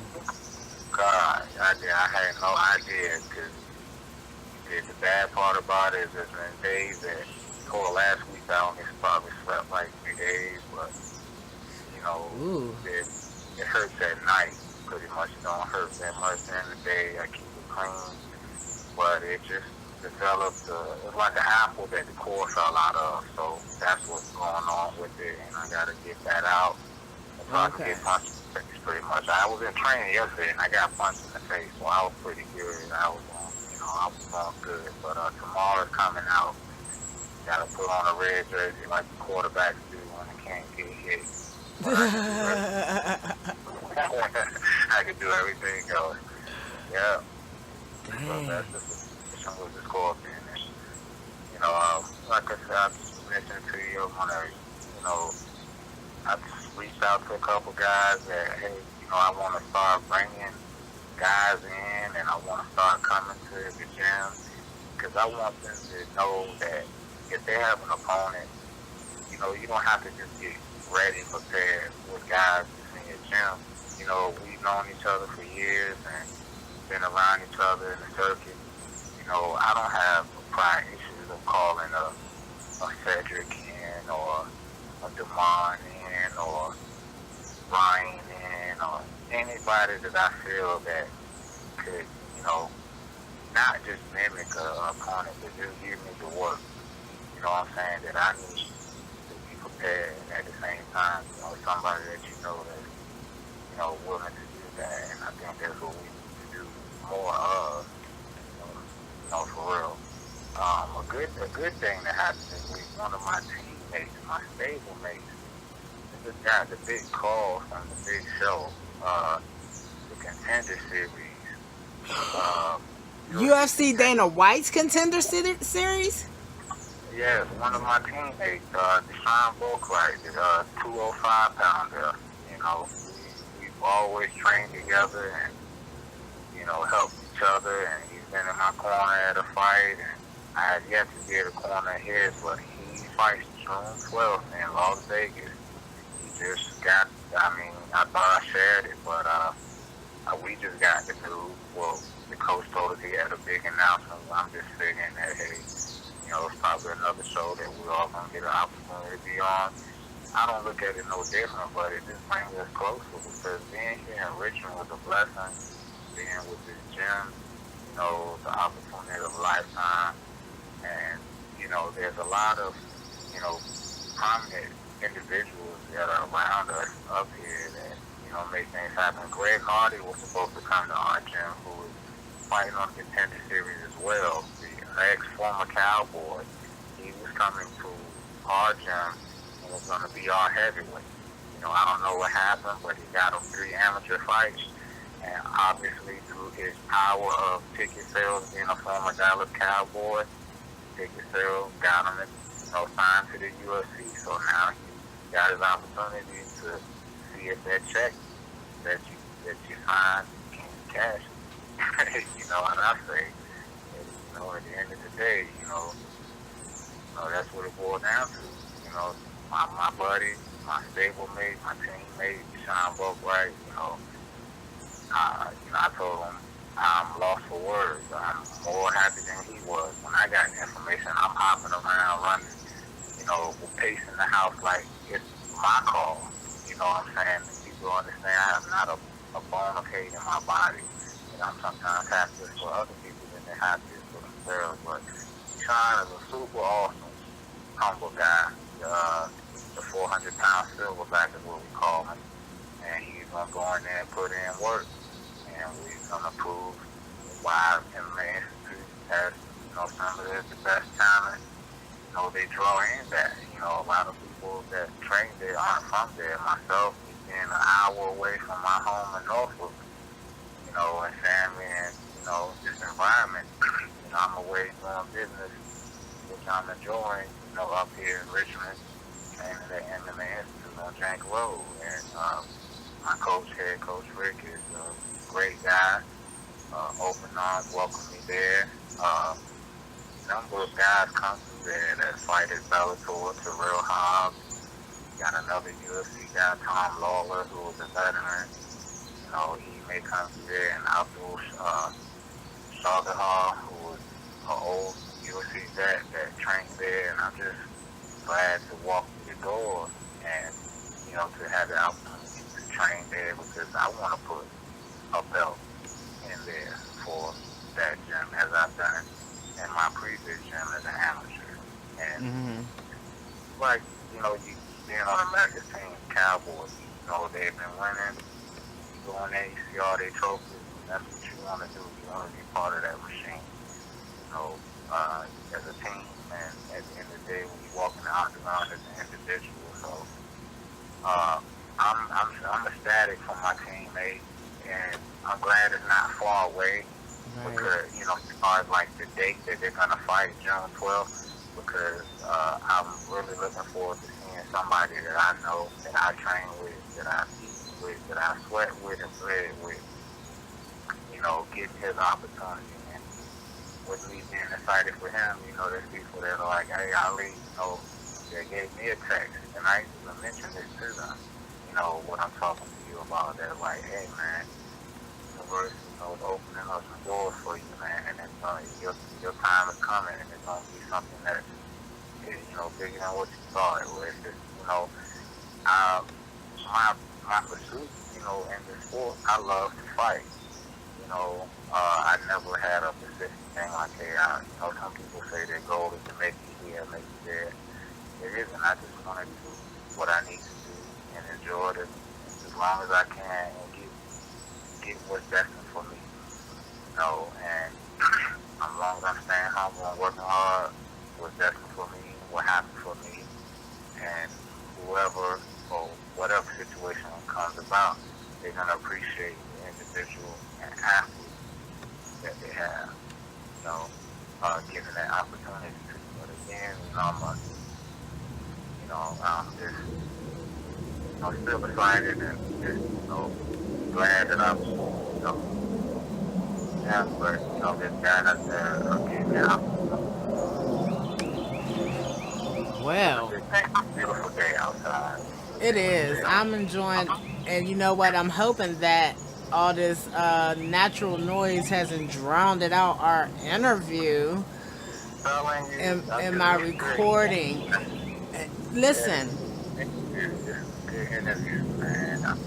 I appreciate you, man, keeping me in the loop and keeping me, you know, in your thoughts. Like we talked briefly about the bad knuckle tournament. Like, man,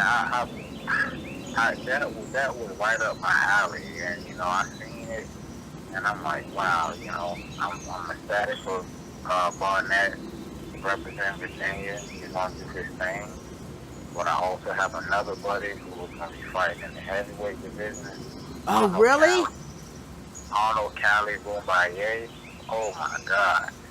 All I'm going to say is that he trains at TMT in Las Vegas.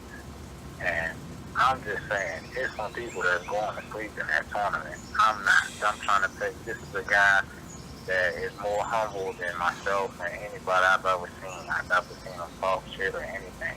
When I first met him was at an amateur fight in Battle of the South in Wilmington, North Carolina, Michael Jordan's hometown and UFC Derek Brunson's hometown.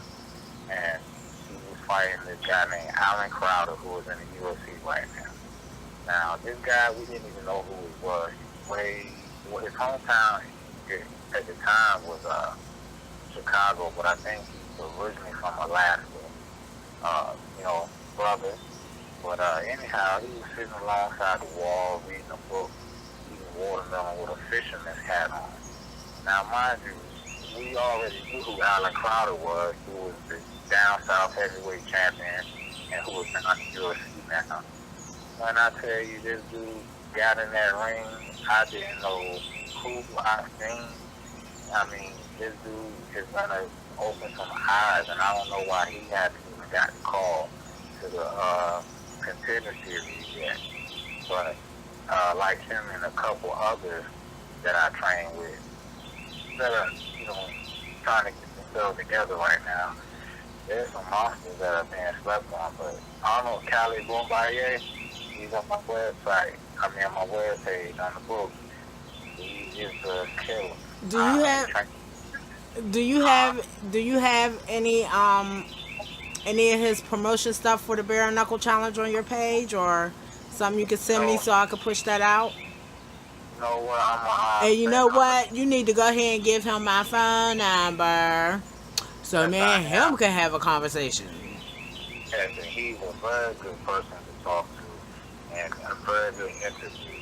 Very good. I'm talking. And we met in 2013, and we still keep in contact to this day. He trains with the money team in Las Vegas, and he's an MMA heavyweight champion that hasn't got a call or anything like that. Yeah, and he's fighting in the bare knuckle thing, and these are the only two names I see that's really. He about to get some calls. Soon as this bare knuckle fight challenge championship go down, every single person on that card gonna be getting some calls. You could just hang that up. It's over. It's a wrap. Anybody moving forward. I already know. I've seen some prominent names in that heavyweight division. It's an 8-man tournament for $50,000. I mean, in that case, they should have did that for each weight class. Ask me, I don't know what, the purse is for, to do that as a bare knuckle fighter, but that tournament that, I don't know, Cali Boombaye is in there, I got him winning it. I'm not even gonna lie now. Snap, we got a prediction. Yeah, I mean, I ain't gonna lie because I got that much faith in this dude. There's a guy named Bobby Guns who is the underground, bare knuckle champion. Right. Fighting for over 2 decades. I've seen him, do some things on the internet to some people. But, I don't know, Cali Boombaye is like, I would say, a black Tyson Fury. You're not going to touch him. And the boy fit like Anthony Joshua. So you can imagine a guy with power that's not stiff, that could move, with footwork. And then at that, you don't have to worry about nobody taking him down. I'm just saying, whoever steps in the ring with him is going to sleep. And him being a boxer, his background, and he trains there for MMA. With those gloves off and that tape on, it's over with. I'm just saying, it's not going to be good for them. That bare knuckle fighting championship is for people with the true grit. Straight up. Just true, straight grit. And that's what's going to be going down on June 2nd with that pay-per-view out of Cheyenne, Wyoming. True motherfucking grit. True grit. Take that to the bank and cash it if you want to. And like I said, I need you to go ahead and reach out to your friend there and link him up with me so we can get that interview popping. Yes. You know I'm all deep in this. Stop it. I'm about my words, so I already know that you respecting that, and I'm going to hit him up as soon as we get done. Damn. And you know what? Oh, my friend, I cannot wait to sit down and have that face-to-face with you. I just cannot. So as soon as you know you coming down here again, let me know so we can set this up, because the telephone interview does not even do it justice. I think that our face. Boxing out in the blue corner, representing Power Kick, Anthony Espina.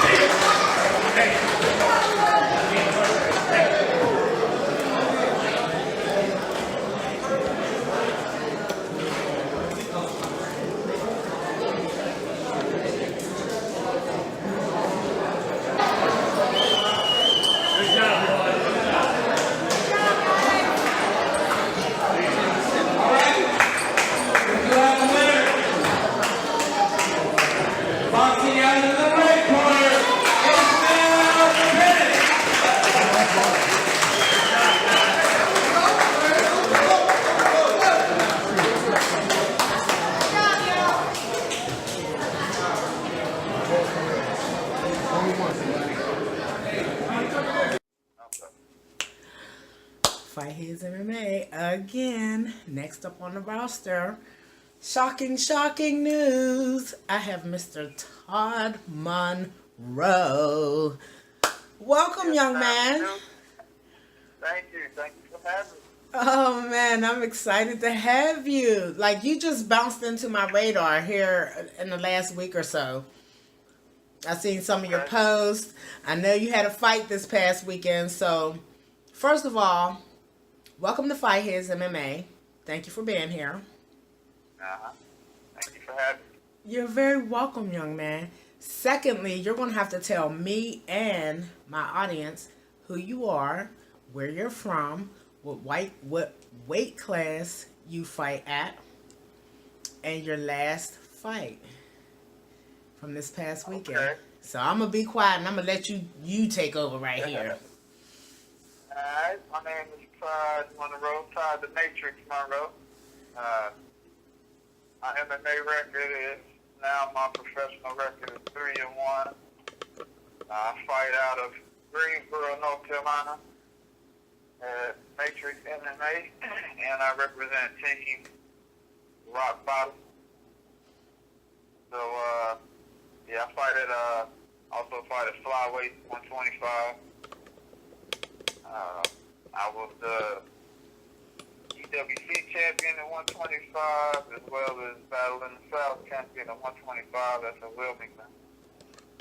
Say the second one again. Battle in the South. Battle in the South. Yeah, it happens in Wilmington, North Carolina. Beach. Okay. Yep. And recently, this past weekend, I had probably the biggest fight of my career. Fought a guy in Canada for a major promotion called King of the Cage. It was up in New York. Okay. And, I catch some of their stuff. I'm going to have to... There's so much stuff going on. I can't keep directly up Oh, with everybody. Oh, my gosh. So, King of the Cage? Yep, King of the Cage. It'll be aired on TV the next 3 weeks or so. Oh, wow. Yep, so it'll be on NAV. NAV TV is the channel. They have their fights aired on TV every Monday. Spell it. MAV. MAV. NAV TV. M-A-Z? Yep. Okay, M-A-Z. All right, and that's going to be on the computer, right? That's going to be on the internet. No, it's going to be on TV, on cable. Oh. I'm out of touch with that. All right. Well, I believe all the fighters and Fight His will probably have some type of link to that. We'll check it out. Will they show it? Will there be will they release it online, like on their Facebook page or anything like that? Yeah, if you follow King of the Cage on Facebook, they will let you know when it's airing as well. So how often this is your first time fighting for King of the Cage, right? This is my second time fighting for King of the Cage. Okay. Actually, my first pro fight was for King of the Cage. It's actually my only professional loss. It was a dominant performance, and I ended up getting caught in a heel hook submission. Ooh. Yeah, Dang. so it was a rare submission, but you know, that's MMA for you. I know that's right, baby. How old are you? I'm 33 years old. And how long have you been fighting? I've been fighting for around 7 years now, 6 years. So I got a pretty late start in the fight game, but I have a wrestling background as well as a boxing background. So got started late with the MMA game, but I've been training hard and it's showing now. You haven't as much fun as you ever would have had. Exactly. I know that's daggone right. So you say you from Team Rock Bottom. Excuse me, but am I correct? Is this the same team that Red Scorpion used to be with, or part of it, or Red Scorpion? Abu. Yeah. Me and Ali was still good friends. Still I take care of just, y'all. you ain't gonna believe this, but I did an interview with him earlier today. Okay. Yeah. Okay. Yes. Cool. So nice. So this was a huge win this past weekend over. Say your opponent's name again. His name was Joe Pimentel. He fought out of Canada. I think his record was 7-2. Okay, that's what's good. That's what's good. What was your amateur record?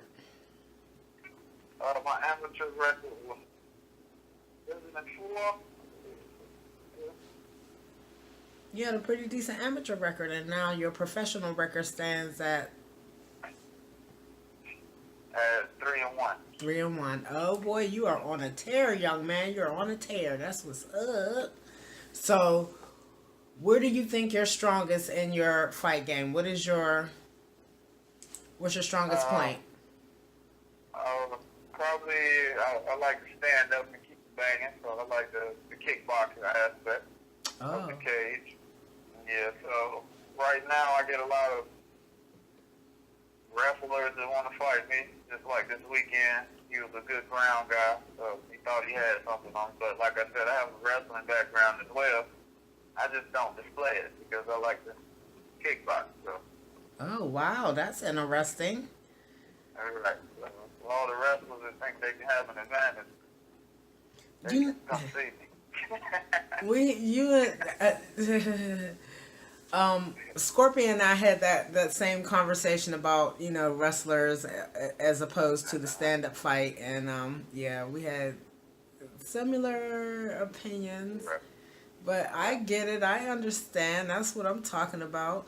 So, tell me about your everyday life. What you do outside of fighting, young man?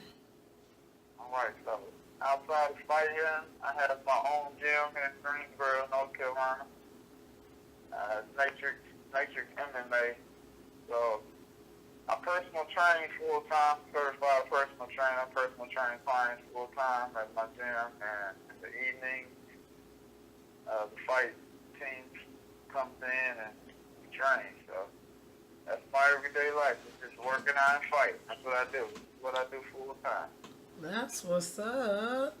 Wow, dang. That must be a big responsibility running a gym, huh? Oh, yes, it is. A little stressful at times, but it's fine. As long as you're doing something that you love, you don't work. Yeah, that's true. That is very true. So, do you, damn, I forgot what my question was going to be just that quick. I really did. I forgot what my question was going to be. Oh, do you have how many times do you plan on fighting this year? How many times have you fought already this year, besides this past weekend? Right. Well, this was actually my first fight this year. I was supposed to fight for King of the Cage in Niagara Falls in February, and the opponent backed out at the last minute. And I was supposed to fight for EWC last month, and my opponent backed out the week of the fight. So, this fight came through and it actually happened. So, I'm happy to finally get back in there. I haven't fought since August of last year. So I was happy to get back in there and get my feet wet. I would love to fight, as long as I stay healthy, I would love to fight 3 to 4 times from now until the end of the year. Okay. Every other month or so. I would love to stay active. I need to stay active. Well, would it be too much to say? Is it too close for you to, or is it possible for you to get on this next EWC event? I think it's June 2nd. Is that too close out of this fight? I was actually, funny story, I was actually matched up for this event, but I just got notice that my opponent pulled out of this fight as well. So. Damn. So you were supposed to be on EWC 17, huh? Yep, it was supposed to be a boxing match, and my opponent pulled out as well. So now I'm back to the drawing board for the month of June. Dang, y'all, what y'all doing out there? What's Gucci with y'all? I need y'all to stop Right. with all the extraness. God damn, can a brother get a fight? Right, exactly. Yeah, well, Team Rock Bottom and EWC, we're not having a good track record with them right now as far as getting fights. So, Oh, really? yeah, we're having a lot of opponents pull out at the last minute, and people just turning us down. They say they want to fight, and then the promoters get them our names, and they're saying no to us, and then you see them on the card fighting other people. So. Oh, I've heard that. Not just Yeah. particularly about EWC or anything, but I'm saying I've heard that in y'all's world. Right. So Yeah. that's some jive ass shit. That's jive, man. Yeah, right. That's some sucker duck stuff. Exactly. That's it. Oh my You say you're a goodness. fighter, then fight. And I guess in my mind, I be thinking, if you guys find a decent, event to fight on, and they treat y'all decent, you know what I'm saying? And Yeah. you would think that people would want to show up for their bouts and some of these guys scream and holler and cry and beg for fights, and then they don't take them when they do become available, or when the matchmakers find somebody that is willing to step up to toe the line for them. So, dang, man, I'm sorry that happened. It would have been interesting to see you come off of this decent win, and then, go in there and possibly get another decent win. Right. A head kick? Did the head kick set it off, or did the head kick end it for you this past weekend? Yeah, the head kick ended it. First round was sort of a fill-out round. Second round, I started landing a lot more strikes. He ended up taking me down at the end of the second round, maybe with 1 minute left. So the third round, I was comfortable. I knew what I could land and what I couldn't. I also knew he was, sort of the hometown guy, so I've been left for decisions before, and they didn't go my way, even if I won the fight, so I knew I had to finish. Pretty much get down and put the pressure on him until I got that clean head kick that ended the fight. So, round one, who would you say you would give it to, you or him? Definitely me round one. I dominated standing once again in round one. He finished the round with me up against the cage, but he did no damage at all. In round two, you felt like you was pretty much good in your stand-up. Yeah, I was in control. His only hope was to take me down. That was it. I was getting ready to say, but do you think that could have swayed the judges' decisions with that takedown at the end of the round? They're big for those takedowns. Yeah, no. I feel, like I said, because he was a hometown guy, maybe they could have gave him one of those rounds.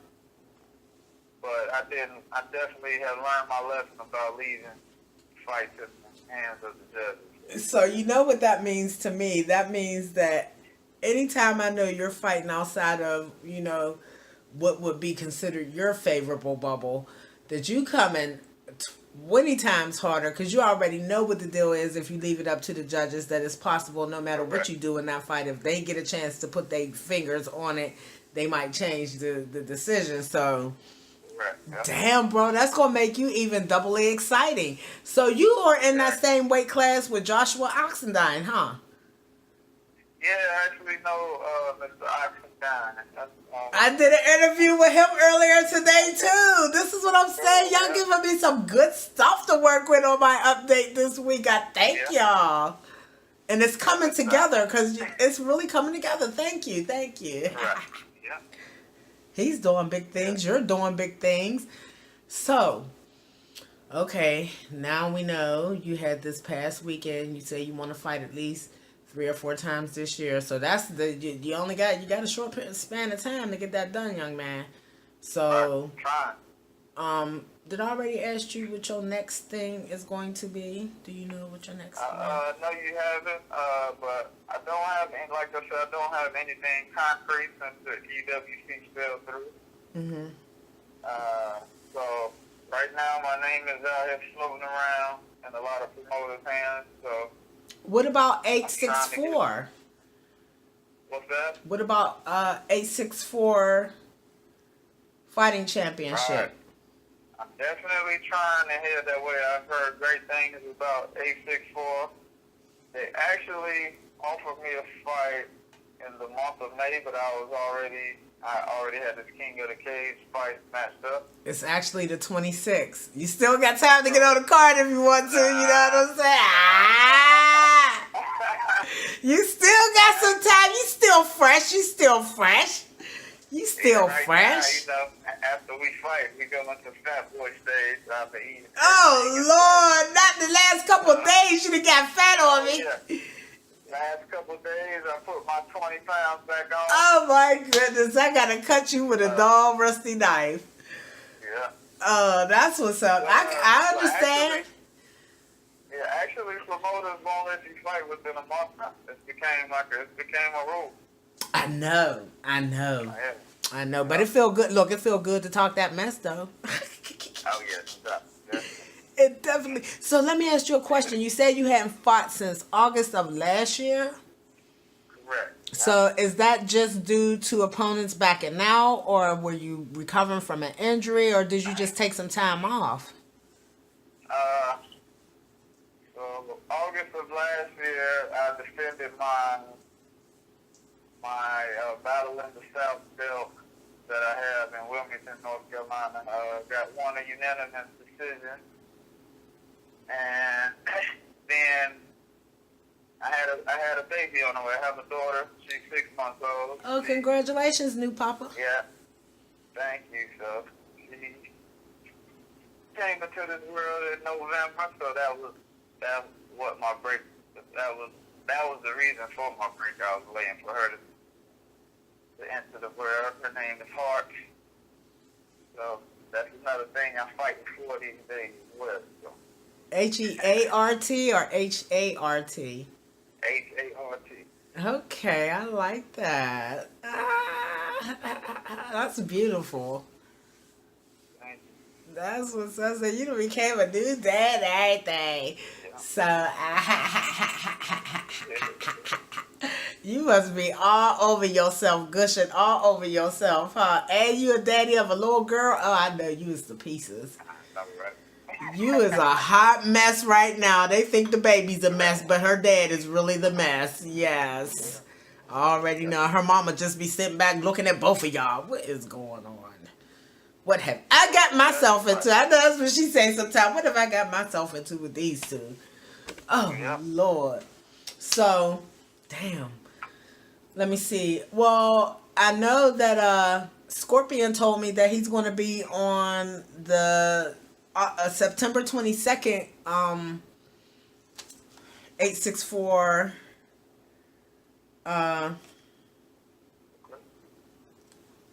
Is that 864 or was it another event? I think it was the 864 event.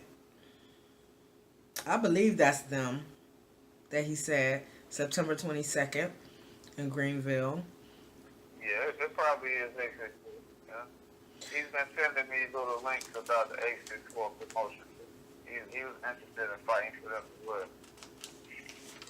So that'll be great, and hopefully maybe he can get something else going before the September show. You know, maybe he can get on another event before then because he's looking for something too. All you guys are looking for something. That's another thing. I'm glad that y'all talked to me so people hear this, and then the planners and the matchmakers that are on my page or can get word to them, you know, they hear y'all calling out, then maybe they'll link up with y'all, you know, say, look, we got this, you know, opportunity for you. Are you available? And then things start rolling and popping. That's what's up. That is what's up. So, and you know what? Joshua is fighting on the 864 26 card. I seen there was another couple of guys' names up there, but I haven't met them yet either, so maybe I'll get to talk to them. But I mean, shoot, if you had your way, if you could have it your way, who would you absolutely just be all the pieces if they called you right now to fight?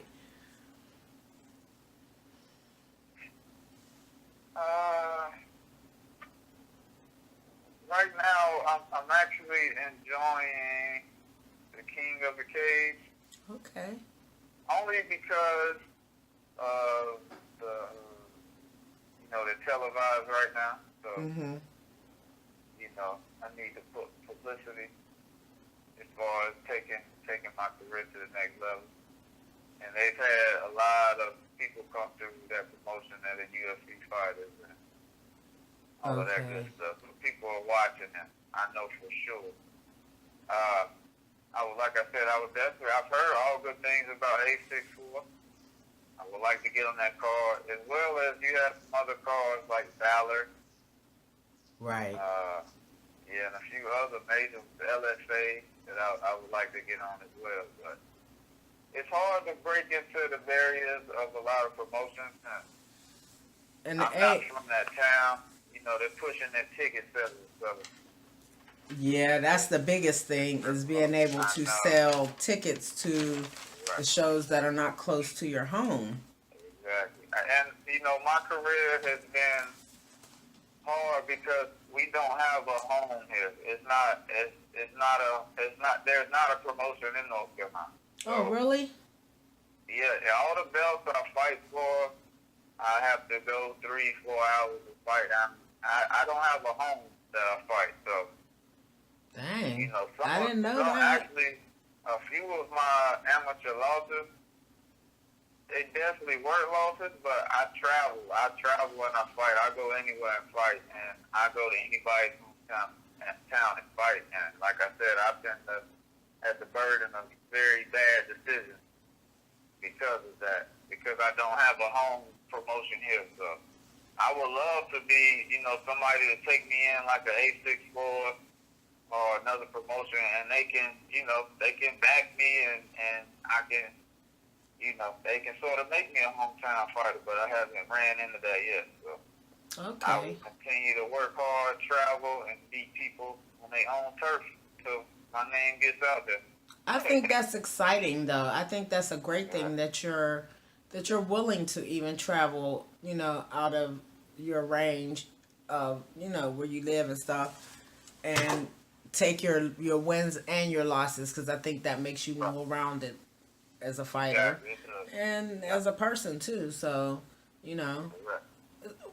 man, that's what's up. This is going to be exciting to watch you grow, young man, and see where your career takes you and all your hard work. And in your pro career, who has been your hardest fight?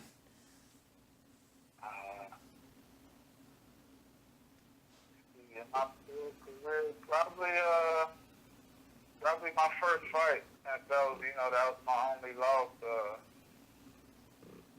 I think I had probably such a hard amateur career that it prepped me nicely to go pro. My transition has been smooth. A lot of people have a great amateur career and then turn around and don't make good pros. I think my setup was opposite. I won a belt in my second amateur fight, and since then I've had quality tough fights. Because once you win a belt, they're coming after you. So. Yes, absolutely, amateur or pro. Right. Right. So I think that sort of got me headed me in the right direction for the pros. And so I would have to say my first fight that I lost, it actually wasn't a very tough fight until I got caught in that submission. So I guess that was probably my hardest fight, I guess, thus far.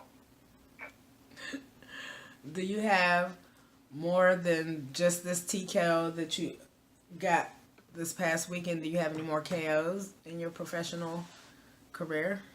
Yeah.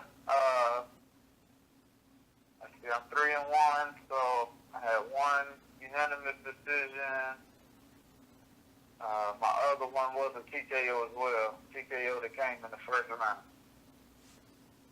And then this one was a KO. Yeah. What you got connected to your the ends of your hands and your legs? Cinder blocks or something? What's I going just on? got all I got is hard work connected to them. That's it. Yeah, like yeah, that's what I'm saying. You gonna make for another exciting fighter to watch out for. That's right. And it seems like that 125 class, and you know what? That's since that's a smaller weight class. Let me ask you a question. Uh-huh. Do you feel comfortable at 125, or do you feel like you could move up? Do you ever move up in weight class? I know you probably did in your Amis, but yeah, as an amateur, I have MMA. I'm pretty comfortable at 125 now. As boxing, I finished my amateur career undefeated, and in boxing, I will move up. I will fight at 135 or 140 in boxing, but as far as MMA, I think I'll stay at 125 for now, anyway. So in boxing, you would go as high as 140, huh? Yep. Jeez Louise. So what was your amateur boxing record? Nah, it was just 4-0. Oh, you too funny. You said I finished undefeated. I thought it was gonna be like 50 or 60. I was like, oh, let's get it popping now. I know. Hey, but that's all right. That's all. Undefeated is what it is. Undefeated. That's right. I'm in. I'm in, baby. I got you. I'm in with you. You too funny. You are too funny. So, how long have you been in the boxing world? Did you start in boxing and crossed over to MMA, or were you MMA and then crossed over to boxing? What was the deal? Yeah, I started with boxing and crossed over to MMA. And once I got into MMA, I loved it. It's just, to me, it's so many different ways to win that it kept me reeled in. Boxing, I learned that pretty much if you get in the ring with a better boxer, you're probably going to get beat up. And it's as simple as that. If you get in the ring, if you get in the cage, and there's so many aspects to win that somebody can be better than you in one aspect, and you can be more dominant in another, and it can make for a good fight. So it reeled me in the MMA. Reeled me in.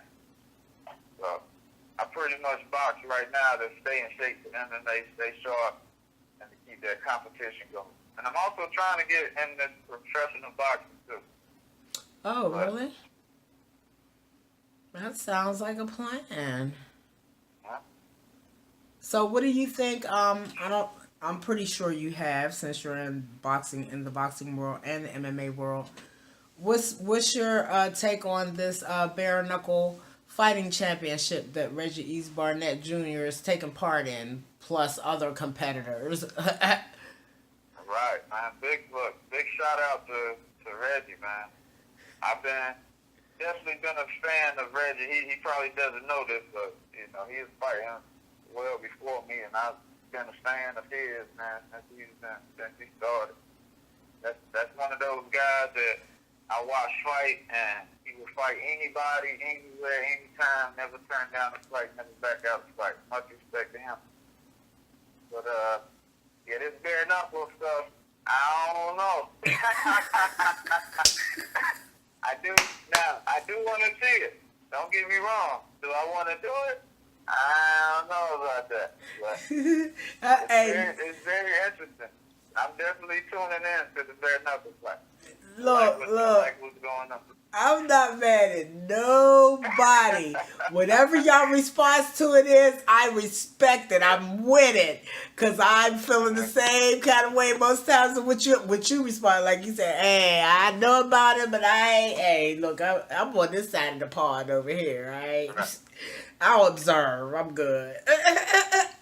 Yes. And you know what? I'm excited for all of you guys, because I hope and pray that this really shines a light on you guys in this general area, Virginia, North Carolina, and you know, all the outskirt places that everybody don't get to see where some of y'all great fighters come from unless somebody makes it big, you know what I'm saying? And it's so few and far between that sometimes we forget that, you know, that fighter, you know, even came from a little back place like, you know, North Carolina down in Virginia's and, you know, all that stuff. So yeah, I'm trying to I'm hoping to just build a large network.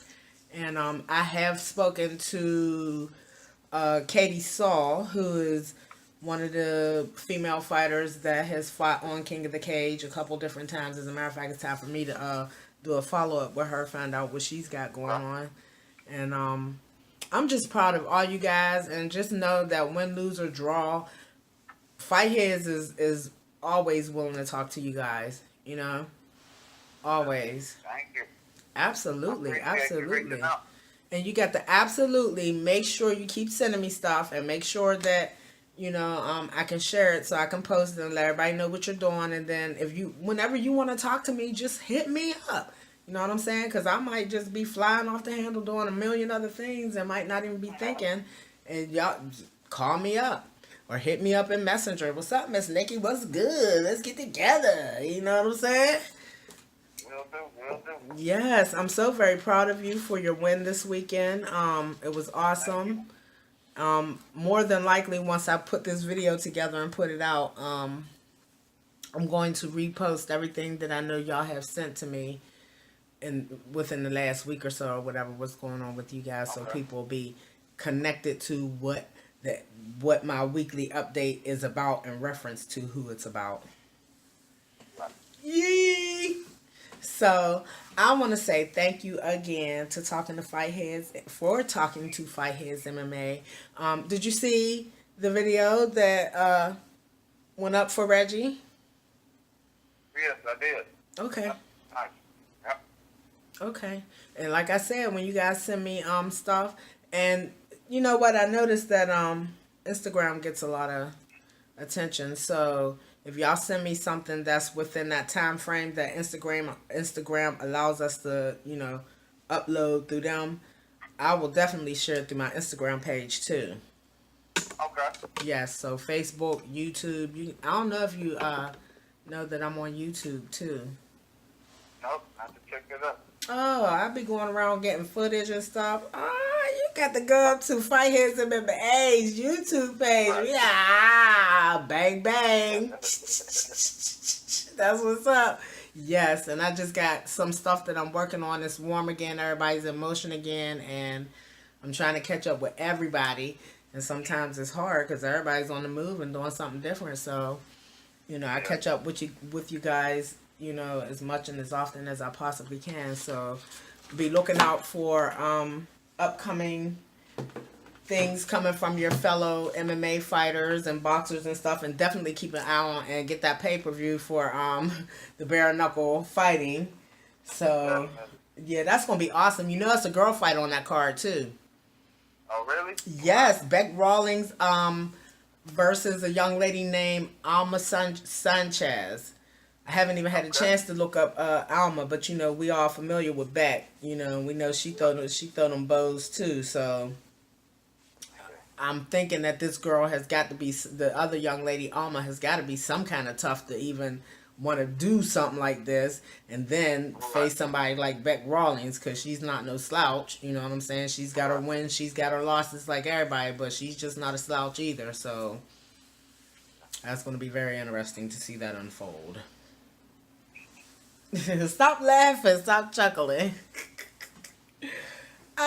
So like I said, keep me informed, keep us informed of what you're doing. If you ever feel like you want to talk and you want to put something out there, hit me up so we can get it out there. I will do. Yep, and occasionally I do lives too. I see. Okay. Yes, so Do it. that's what's up. And I thank you for talking to me, and congratulations again, young man, on your recent win. And I just expect to see big things coming from you in the near future. You will. I promise you that. Yes, thank you, baby. you. Well, you have a good night. You too. All right. In the jail, 154-pound weight division, we have boxing out of the red corner, Cameron Cleveland.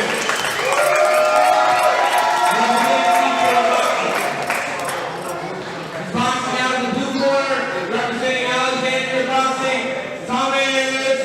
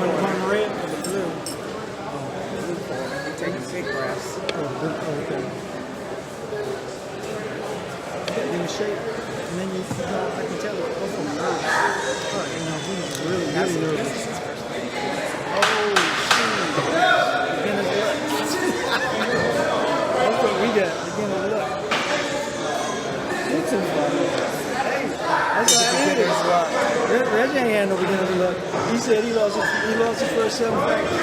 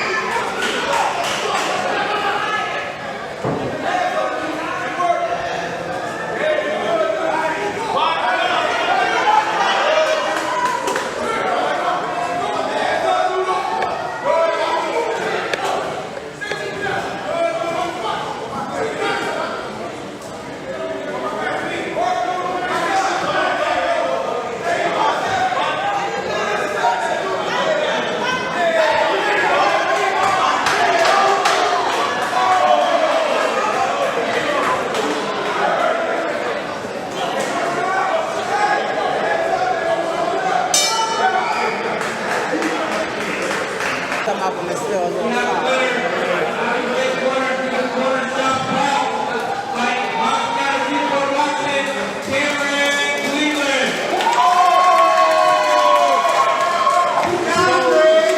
Cleveland. Welcome to Fight Heads MMA. I got Mr. D. Venable right here on the phone with me. I've been hustling phone interviews all damn day. That's what's good. Yo, I seen you a couple months ago, didn't I, young man? Like 3 months ago? Yes, ma'am. At BWC, I think it was 112. I stayed at that. I went in there and did what I had to do. Yes, you did. Yes. So, wait a minute. You had one other fight since then, right? Yeah, I took a loss June. Nah, not June 9th. That's my next fight. I took a loss. I think it was. What was it? It was on Titans in the Cage. I think it was March 12th. Against Jacob Collins. Yeah, at 150. Took a loss. Got TKO'd in the first round. That was a catch weight, huh? Yeah, that was a catch weight. Yeah, I stepped out of my range. It was a dumb fight for me to take, but you know, me and him, we had a little thing we had to settle, so I had to go in there and get it done. Oh, really? Yeah, so I went in there. I didn't get it done, but I showed up, did what I had to do, and apparently I lost, but it is what it is. Hey, baby. You know we still ride or die with you. We down like 4 flat tires with you, baby. It's all good. Hey. It's all good. So, is 135 your regular weight class? Yeah, 135. You know, that's where I'm coming to take over. You know, it is what it is. But I'm coming to take over, do what I got to do at 135. You know, I ain't fighting at 145. I ain't fighting over 135 unless somebody's trying to pay me some money. And you don't get paid amateur, so you're going to have to cross that ass over to pro then. Yeah. So 145 is a done deal. I'm going to have to do what I got to do at 135. And I feel pretty confident at 135 because what is your standing record right now, young man? My record right now is 1-2. I got a few exhibition fights, but I don't really count that, you know. Okay. But my amateur record is 1-2. Okay, and so I'm you're trying working to on improve it. to 2-2 after June 9th. Yeah, I see that Joshua Cook is coming down to meet you at 135. Yeah, he is. Yeah, if he stopped whining about it. The poor guy. I almost feel bad for him. Yeah, it ain't that bad. I eat every day, you know. I'm sitting right now at 146, but after I eat this meal tonight, I'll be back at 149. But that ain't nothing, man. You too fun. So, when are you going to actively start your weight cut for this fight? The fight is June 2nd, right? I'm gonna start a week prior to my fight. Fight week, that's where I'm gonna start. You know, I'm gonna go into fight week at like probably 147, 148, and get on the water diet. It's really not nothing, you know. I don't see why he's starting his weight cut so early because it's really not that serious. He's been in this game. His record is 4-8. I mean, he's been in this game for a long time, so he should know that, you know, how to cut weight. I mean, come on, I'm 1-2, and I know how to do it. So, you know, but you know what? Wait a minute. It might be a couple years age difference between you and him, right? Yeah, he's an old guy. My mom was even saying, "Why you saying old guy?" But oh, excuse me. You just made me choke. I was confident. Then you gonna say what you said, made me choke. Oh my God. Oh Lord. Yeah, age ain't nothing though. I'm not worried about that age. I'm not worried about that at all, honestly. And that's probably why he started his weight cut a little bit sooner. He knew it was going to take a little bit more, you know, for him to get that down and be comfortable with it by the time he got there. His usual fight weight class is what, 155, 170? Yeah, he fight at 145. Oh, 145. I think he probably had a couple fights at 150, 155, but his normal weight is at 145. So if he fights at 45, he probably walks around at 160, 165. Yeah, he might walk, you know what I'm saying? So that, at the end of the day, that's 30 pounds, you know, that he's got to come off of. So I understand that. Yeah. What do you think? I'm saying, so What's the deal? Cause you know, I'm saying he bringing his killer attitude to this fight. I ain't talked to him yet, but I be seeing his posts. Sometimes I watch his videos and stuff, and I intended on getting him to interview with me too over the phone this evening. Oh yeah, I'd love to hear that. He's gonna slam me on the head, or he gonna use his taekwondo, whatever how you say it, jiu-jitsu or whatever like that is. But no matter what you do, no matter what position I'm in, no matter what predicament I'm in, I'm a punch. That's what I train. I train jiu-jitsu. I train all that too. But when I'm training in a position where I'm able to punch him in the face over and over again, and that's what I'm gonna do.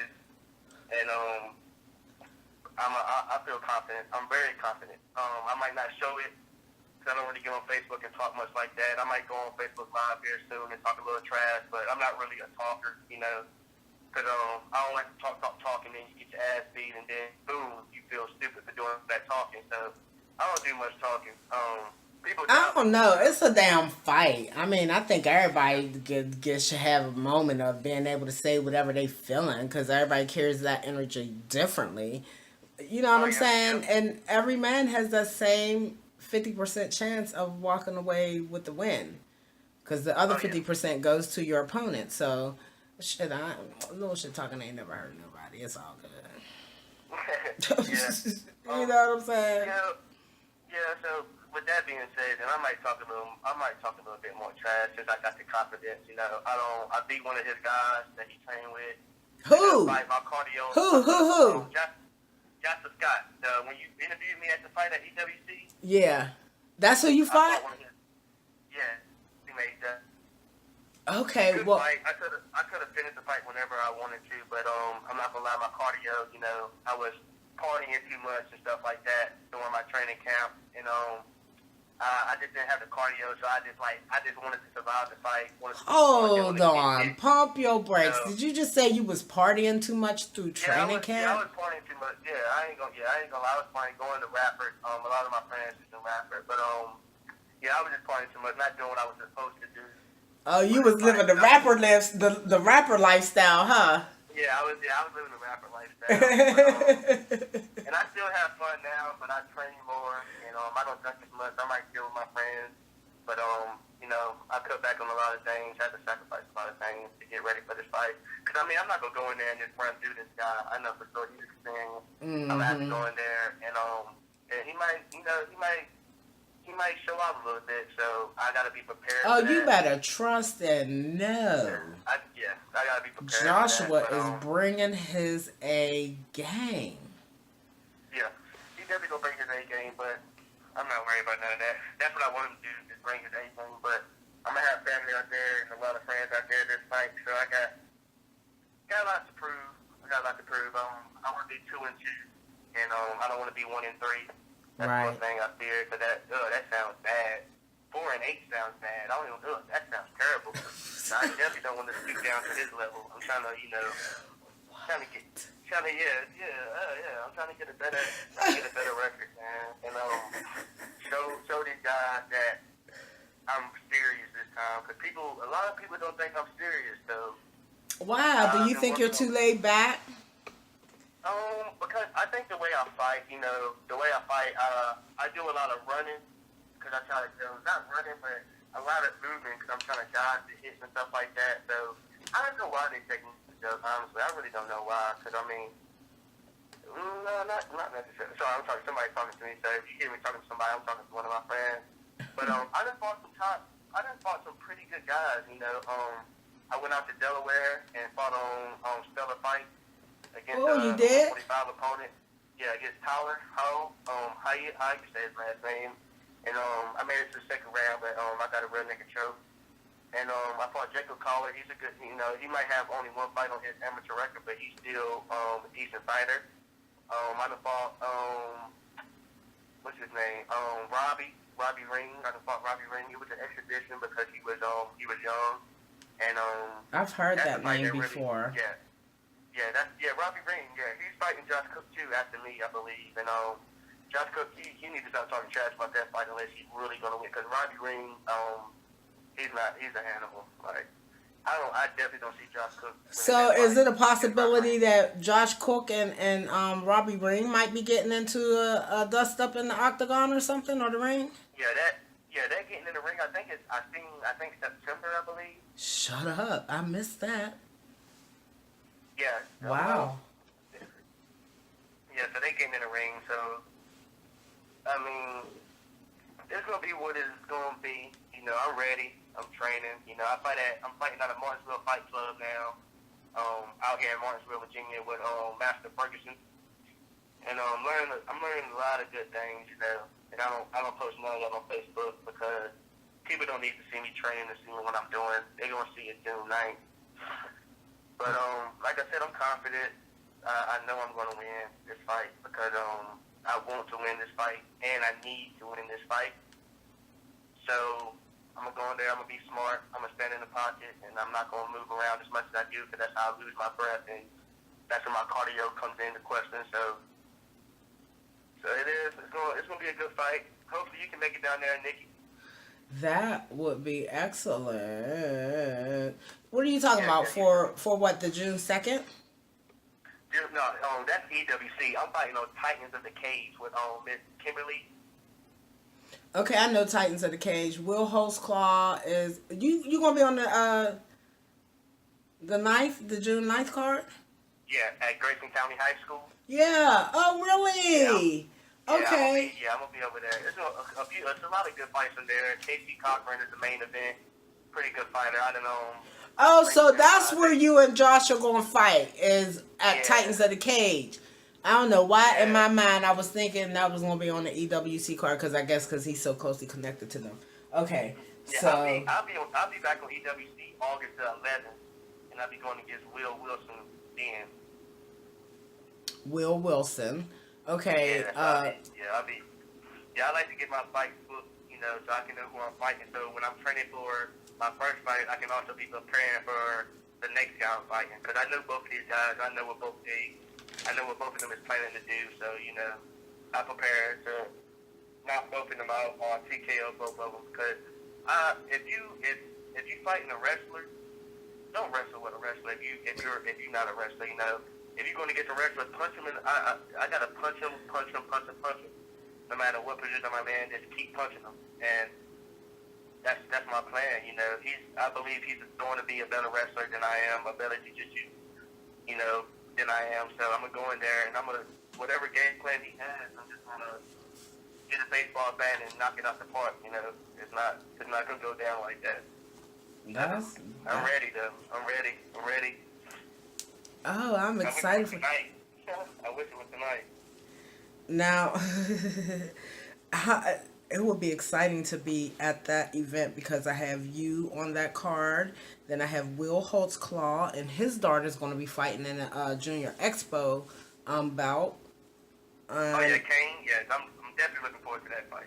And I was at the last card with EWC against with Kane, and he was supposed to fight, but something happened. Something came up where I don't know what really happened, but he couldn't fight.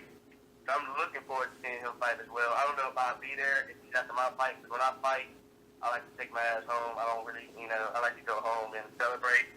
right. Every time I fight, I'll be in the neck of the woods. I'll be in it somewhere like she is in the woods, Grayson County High, and heard that and Roanoke, Virginia. I don't really rock with Roanoke, but I'm a city guy, so I don't really like being in the country like that. So. Oh, really?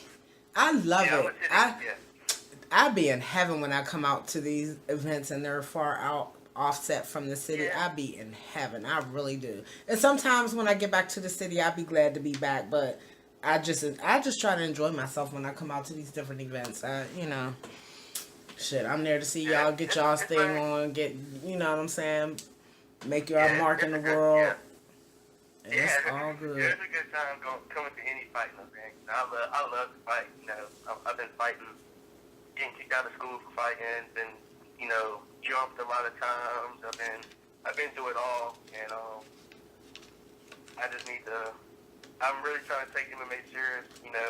I don't know what my plans is with MMA. Because UFC, that's not even in my category right now because I got a lot of learning to do to make it even near the UFC.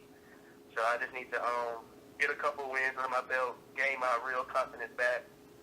And once I get that confidence back, that's when, because I'm trying to go pro. I'm trying to do at least 15 fights and go pro. Maybe 12 fights. Depends on how I take amateur. Right. Yeah, cause I'm chasing the money. I don't like fighting for free, honestly. I don't like all that fighting for free, wasting gas, wasting time, paying for blood work, and I'm not getting nothing out of it but a trophy and a gold medal and maybe a little bit of respect. Well, if you plan on having 12 amateur fights before you go pro, then you might as well shut that shit up now and get over it. Nah. What I need, if I want to make it pro with 12 amateur fights, what I need to do is stop bullshitting around and really train hard and go in the cage and I ain't gonna cuss too much, and put my hands on these guys that I'm fighting and show them that I deserve to go pro and I'm going to go pro with 12 fights under my belt. Because I know people that's 3-0 that went pro. Oh, yeah. That went 3-0. Yeah, so it can happen. But right now, it can't happen because I'm not 100% putting in all my time and effort into it because of work. I got a kid, bills, so. I know that's right.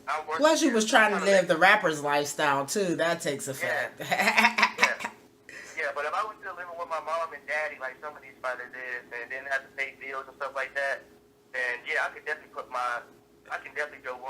into training and stuff like that. But I'm not trying to make that sacrifice yet. So, but I'm gonna be there though. I believe I can do it. I can do it. Going to I'm 1-2 right now, so I'll go on a 9 fight win streak. And yeah. I'm in. Yeah. I am in. So yeah, I'm looking for another kind of income, So, and that's gonna be my income. I got anger problems and I got a little bit of anxiety, so that's another main reason why I fight. And but like I said, I'm looking forward to this fight. I got much respect for Joshua Cook. I done trained with him about 3 times, 3-4 times. Boy, did you just say you got anger problems? Yeah, I got real bad anger problems. Yeah, that's the main reason why. Because I don't like to smoke and do all that distraction drugs and stuff like that. So I just train besides going to deadly things to get your mind right like that. So. Boy, you better get you a medical marijuana card or something. I don't know. That's what you better do over there. Oh God. That's gonna cost money. You sound like my daughter. I made her take anger management classes. I don't know how much that helped, but yeah. No. Me punching people in the face Monday through Friday, that's all I need right there. You good? You good with that? That's my anger management class. Punching people in the face on a daily and submitting people, getting punched in the face my dang on stuff and getting submitted my dang on stuff. That's my anger management class right there. I am not mad at you, young man. Damn. Yeah. So like I said, I'm trying to get it done, man. You make sure that you send me stuff so I can share it when you send it to me. And make sure that you send me stuff on Instagram so I can share that too, because I love sharing the stuff on Instagram. And people, I follow you on I don't know, people seem to respond a little bit faster with the Instagram stuff. So I don't know what that's about, but okay, I'm good with that. And that's where you catch most of my videos. If I do post any fighting videos, that's where you catch me at on Instagram. So, if I post something and shout you out in it when I'm training, I definitely send it to you. And my main thing I need to tell you is just make sure you make it June 9th, because I want you to see every time, because you're my luck person right now. I talked to you one time and told you what I was going to do, and I got the win. So I'm praying that you give me luck again. And I'm talking to you, telling you what I'm gonna do. So, Nikki, you're the one who's gonna give me this luck to go in this cage tonight and get the job done and come out with a smile on my face. That's what's up. You giving me motivation to make sure I do come get up there. You definitely need to be there, and I definitely need to see you. Even if you can't even stay that long, just come there so I can see you so I can, take your hand. If I come, I'm staying for the whole event. You got me twisted. What you think? I'm coming up there. No, I ain't doing no little drop by. This ain't no thoughtfulness right now. I'm coming right up in the. What you talking about? Excuse me. Part the ways. Thank you very much. I appreciate that. I need to see D Venomable. Get it in. And there's so many of y'all that are going to be on this card that I really like y'all, and I want to see everybody be successful that day. That's going to be a big event with the Titans of the Cage. I know it's going to be a huge event for everybody that's going to be on that card. So even from the little ones to all you guys. So I'm going to do my very best to try to be at that event. Definitely. Kim, and I want to give a shout out to Kim. She puts on a good show. I follow her like they got good pictures after the fight. They like that. I fought at some pretty good stadiums and stuff like that. And she had a card at a high school. And I walked up during the crowd, and it was many people. I mean, like... You felt like you was making your pro debut, huh? Yeah. Yes. Like, that's what's up. If she's carrying it on like that, then you know that I'm going to have to make it to some of those shows. Yeah. And the first one being on the 9th will be an awesome start to kick that off with. Absolutely. Yeah. Yes. And she don't even have pros on the card. It's just amateurs, and her shows is like that. So imagine if she add pros to the card. Like, man, she does a tremendous job at what she do, and I respect her a lot. And I just want. What's her last name? Kimberly. I don't know how to pronounce her last name. I think Hansrope, I believe. We're gonna send a shout out to Lady Kimberly over there at Titans in the Cage. No, she just don't really care for this. Doing my footage for me. My son is the one who really is into it like I am. He will cut this footage and make it look so good.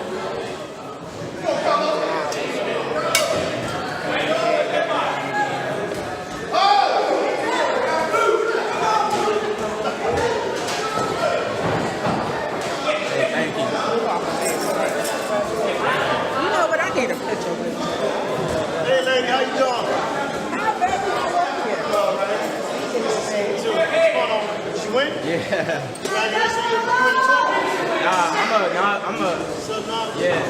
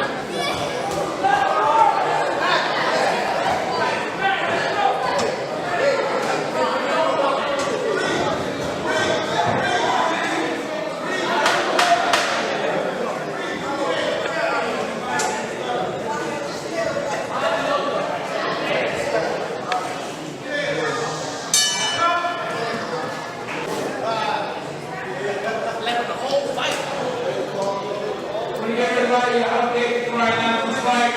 The regionals will be held at Axel High School on June 1st. Again, the regionals will be held at High School on June 1st. And then on June 2nd, you can tune in and watch the KBC on pay-per-view.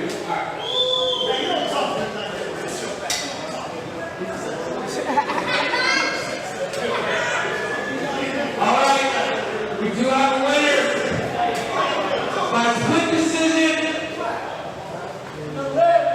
Boxing out of the blue corner.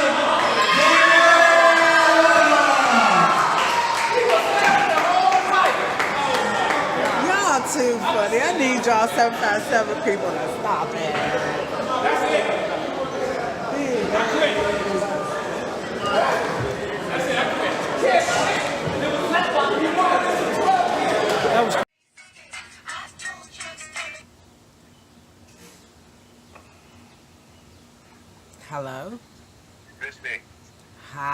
Joshua. How are you? I'm all right. How you today? I'm good, baby. I'm already recording. That's awesome. That's awesome. Welcome to Fight Heads MMA. How are you, young man? I'm doing well. Doing well. We're at work, man.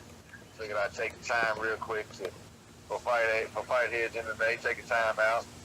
Oh, well, I certainly appreciate it. Most absolutely. Most absolutely. I've been following you on your weight cut, so what's good with...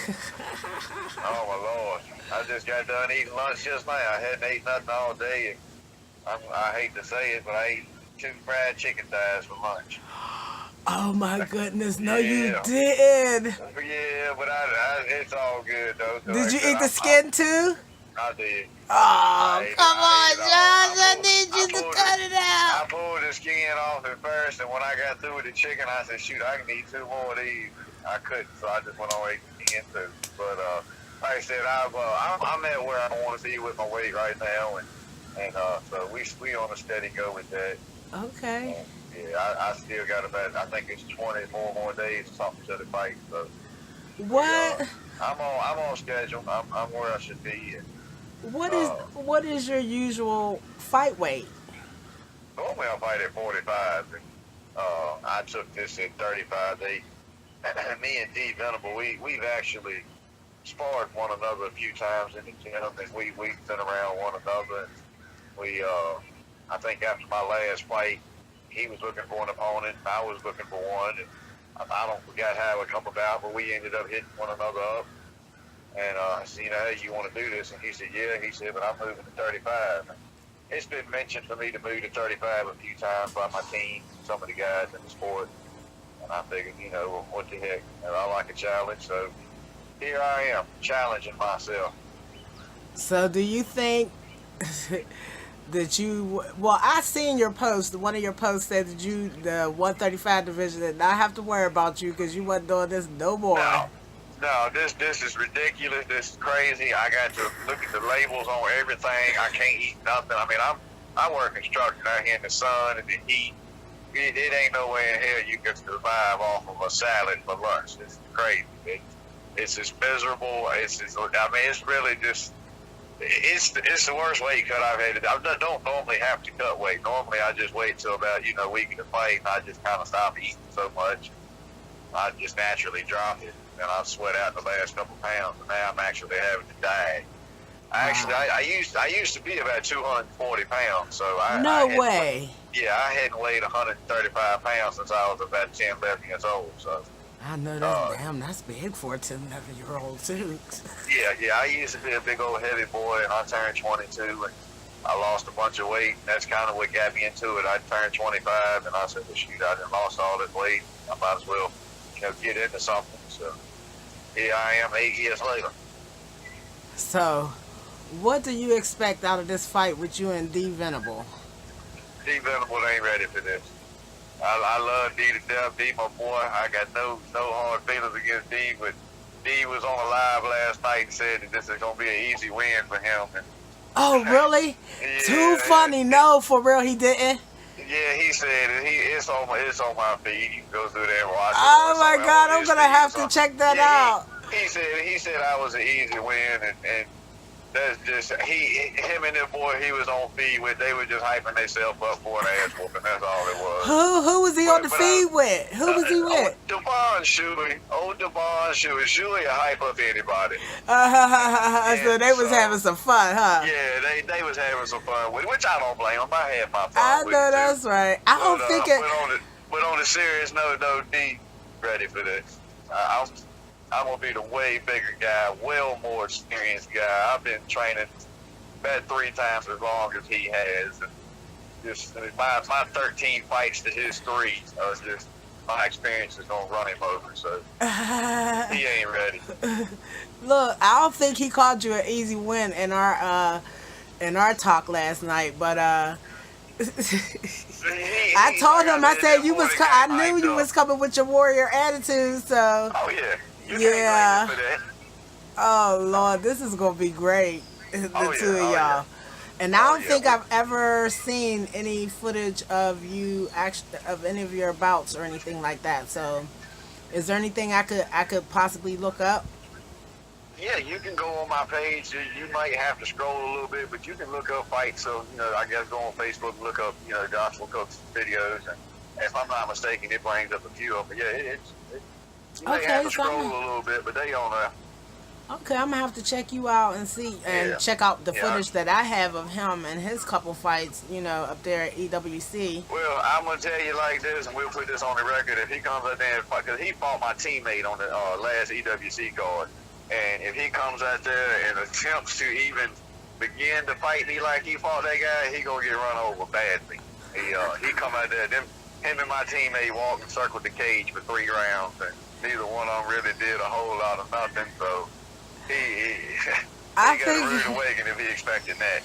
I was expecting in that fight for your teammate to at least try to take advantage of maybe an open head kick, because I noticed that he held his hands down a lot, and I don't know what happened with my boy in that one, man. We come out of the first round, and he looked at me. He's not just. I think D had caught him in the first round with something, and it kind of took Jasper out of his mind state there. And Jasper looked at me after the first round. It's like, man, I just can't get my head right. And I was like, well, look, if you want to win this fight, you better get your head right now. So, he let D stalk him and everything. I was like, what?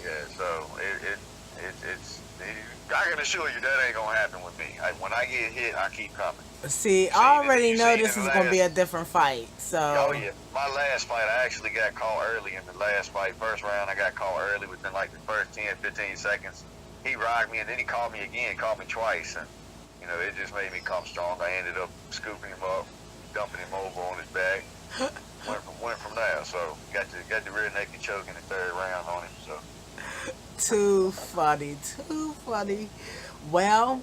My friend, what do you have any other fights coming up anytime soon? Oh yeah, I'm busy this year. I got this in June, and then August I'm looking to do a kickboxing bout, but that hadn't been announced yet, so I don't really want to mention no names on that. But I'll be kickboxing in August for the EWC card. Oh, okay, cool beans. Just look for that, and then in September is my Hall of Fame fight with Titans of the Cage. That'll be my 10th consecutive fight with them. So I'll get my perseverance belt that night.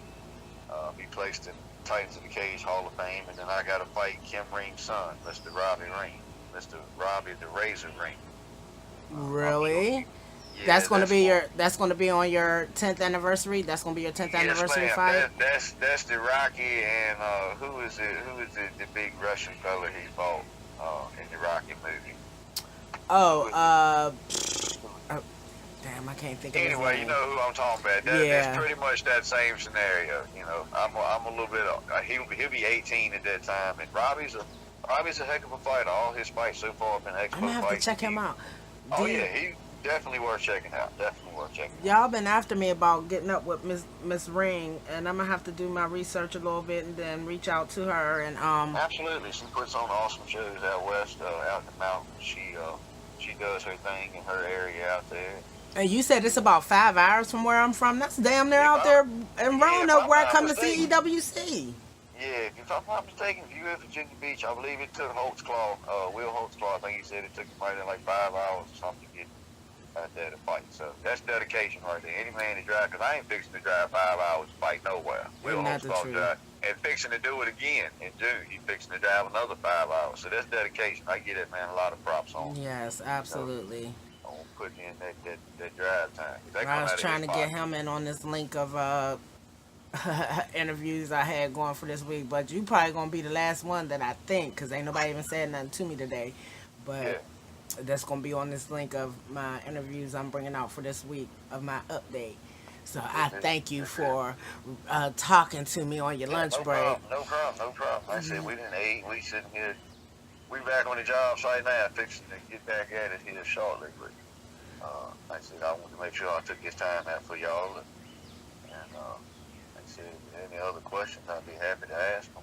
Okay. Go over it one more time, your upcoming schedule. So you got Titans of the Cage, June 9th, right? Yes, ma'am. And you're going against D. Venable on that card. That's it.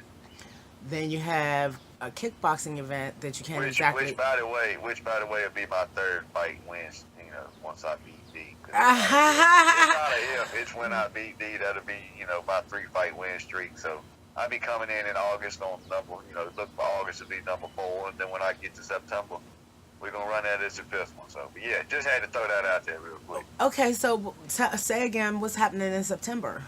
September is the one with Robbie.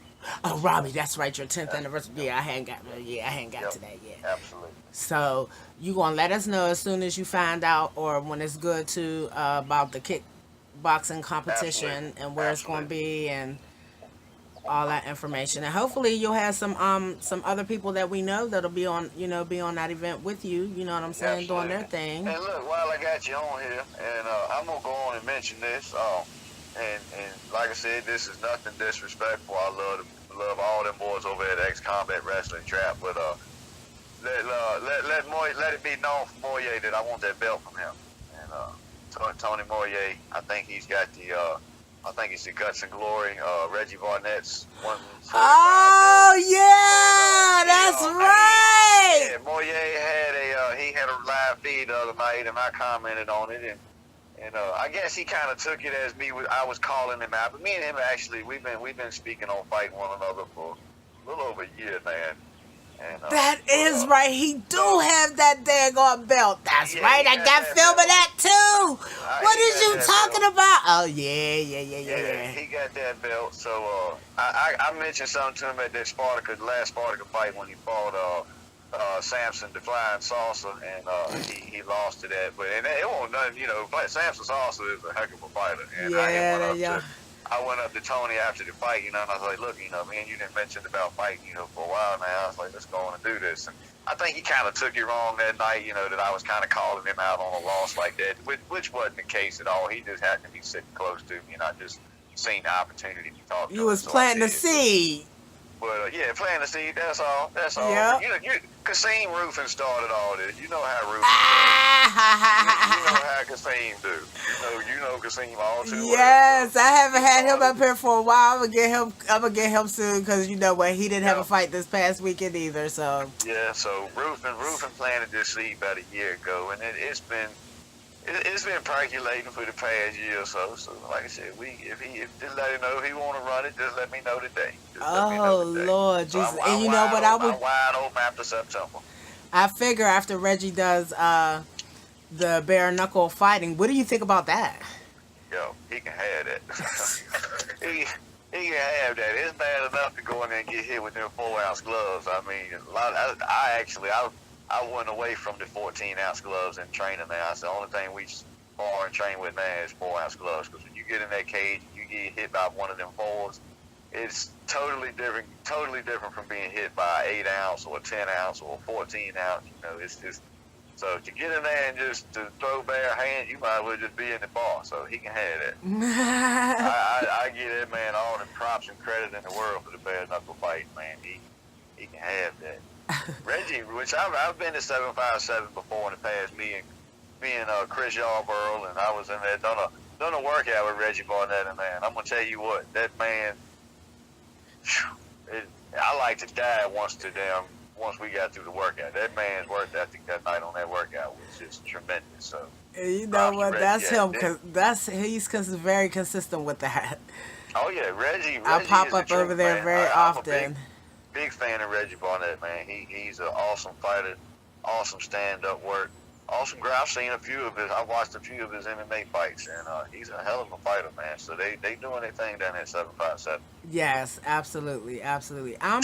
You know what? I'm having so much fun with y'all. I didn't know I was gonna have this much damn fun with y'all. Oh, yeah. I am having so much fun. And it's gonna lead to big things for everyone, y'all, me. We're gonna take this to the next level. And Absolutely. I'm very proud of everything that all y'all do. You know what I'm saying? Win, lose, or draw, because each fight Virginia is producing part of your some journey. top-notch fighters. They really are. There are some top-notch fighters coming out of Virginia, especially from out y'all's way in Virginia Beach area. There's some heck of a fighters coming out from down there. So yeah, I gotta make my rounds and get to some of these ones that stay well hidden and tucked, because they on their mission. But I'm gonna get up with them. Small ones out there. It's a few, and the small ones is the ones that's worth watching. The small ones is the ones where you get the guys that's just gritty. And I like the small events, but I still like Spartacus too. You can't get no better than Spartacus. Oh yeah, Sparta be bringing the heat. They be bringing the heat. They be having some of the good guys matching up against each other here locally, and I think this card that he's putting together for 34 Valor, I mean, not Valor, but Fight for the Warriors. Yep. It's going to turn out to be good. The Shermers, Samson, Marshall Corey Shermer was Champion. Corey Champion is going to be fighting Samson the Flying Saucer. That's gonna be awesome. Oh my God, for the title. Stop Yes. it. Yes, that is gonna be awesome. Oh my goodness. Oh, Marshall Shermer was my debut fight. That was my first fight, was Marshall Shermer after his Spartacus. He got me in the first round with a triangle. So. Did he? They like those submissions, don't they? Oh yeah, he was slick. So them boys, them Shermer boys, man, they are awesome fighters. I love to see them fight. They do awesome. They do. They bring the energy with them every time they step in that ring. That's how I feel too. Absolutely. But you know what? I don't give a fuck. Excuse my language. I don't care. As Brian Maxwell say, fuck your feelings. Well, your feelings, rest in peace. Whatever. Right. Look, EWC fans are off the chain. Oh yeah. Oh my goodness. I be waiting for something to break out every time in the crowd because they be so stoked. Y'all come in there when y'all come to fight, y'all come to fight. But I'm telling y'all, the fan base up there is off the chain. I love the energy inside that building when they put on their events.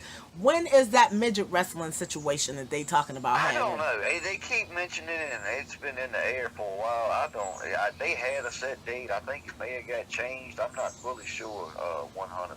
I'm gonna try to get Bruce. I'm trying to get Bruce to do a little interview with me, even if it's a telephone one, so we could talk about that. Because I want to tell everybody about that, so we can get that shit popping. When B try to catch Bruce at 9 or 9:30 on Monday evenings when he's doing the B&B show, and see if he can get you to go live with him on the B&B show. You know what? Maybe if I check my notifications, he may have, because I asked him.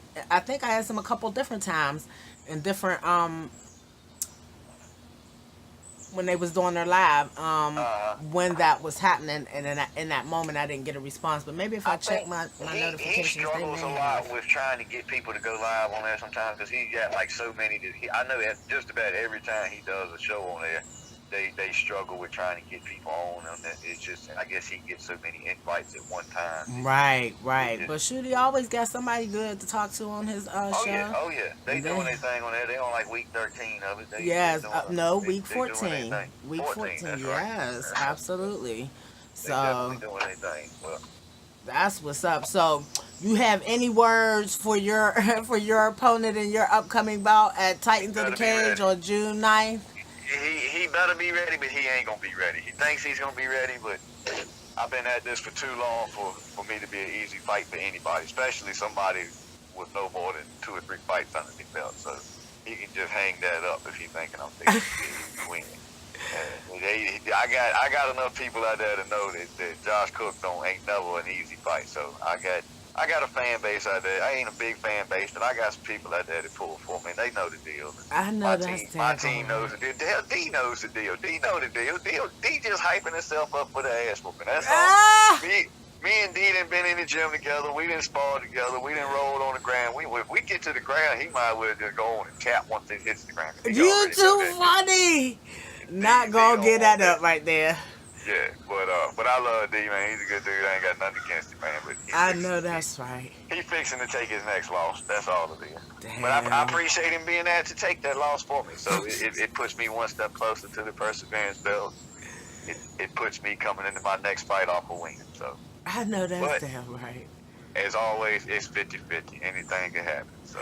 Oh, let me ask you one more question. Have you thought about have you seen or thought about getting on any of the 864 cards? I'm not quite familiar with it, to be honest with you. It's like there's so many of them out there. I may have run across it in passing. I believe they operate mostly down there in North Carolina somewhere. Yeah, if it's anywhere in North Carolina, I probably won't do anything with it. Just solely because of their rule base. They don't allow knees and elbows and stuff like that. Oh, so the rule base is different there. Yeah, the rule base is a lot different in Carolina. They don't allow. If I'm not mistaken, you can't kick to the head. You can't throw can't throw elbows, can't throw knees. I mean, it's to me that you didn't took away half of my arsenal if I come down there and do some mess like that. So, that's what I do is kick. And if I can't kick you in the head, then we don't need to fight. So, they doing their thing down there in Carolina. I'm gonna let them do their thing down there in Carolina. Okay, so you know what? That's something else for me to research. The difference between the rules in the different states. Okay. Yeah, their rule sets is different down there. Let's say my home gym is in Carolina. It's in Roxborough, North Carolina. So I see why there's been a flood of Carolina fighters and a little bit further down south coming up here to these events and stuff. Yeah, you're more open up here in Virginia.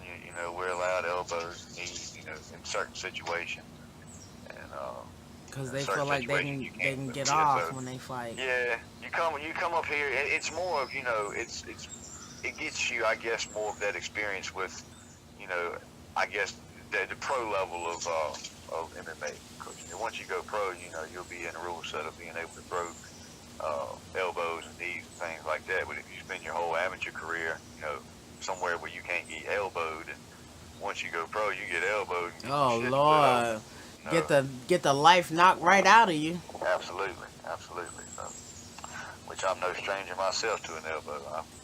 I've got a couple scars on my head now from elbows that split me open. So I wear them with pride.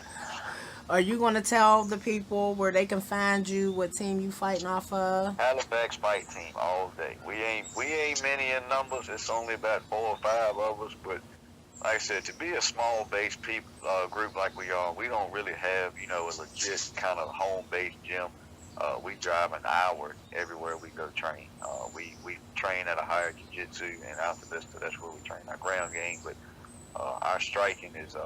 I came out of Fuller's Taekwondo, and then Brandon Perkins came out of Ken Armstrong's place, Super Rhino out of Clarksville, and we kind of both just kind of blended ourselves together for our striking, and we like our striking. We kind of do our own thing. We run that here at a fitness center here in South Boston. So Halifax Fight Team is our team, and we come to bring the fight every time we come. So. Is Brandon the young man with the dark hair? Yeah, he is he's the long-haired hippie of the team. And that's the one, he was kicking that damn bag about a week ago or whatever. He put that video up there. That shit, oh my God. Yeah, if Perkins was about 25 pounds heavier, he would be dangerous. But he walks around at like a $123. Shut up.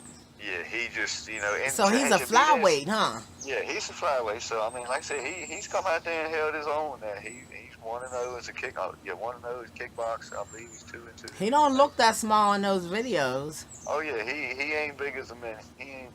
And I've met him, and I don't remember him appearing to me, even in person, being that small. That's when you know what I'm saying. When I was looking at him kicking that bag, I was like, God damn. Yeah. I know I met him. I don't remember him being that damn big. To be as young as he is, I made a post last night. I made a post about it, a picture of me and him. And to be as young as he is, his knowledge of the fight world, he absorbed things like a sponge. So he is definitely somebody for us to keep a nice little low-key eye on. That's what he's looking to do, is just be he wants to be an instructor and a coach, and later on down the road. So. Okay, so he's going to absorb and get some of that experience under his belt, so he know what he's talking about when he get with them students. That's right. He's laying the path out for himself. So.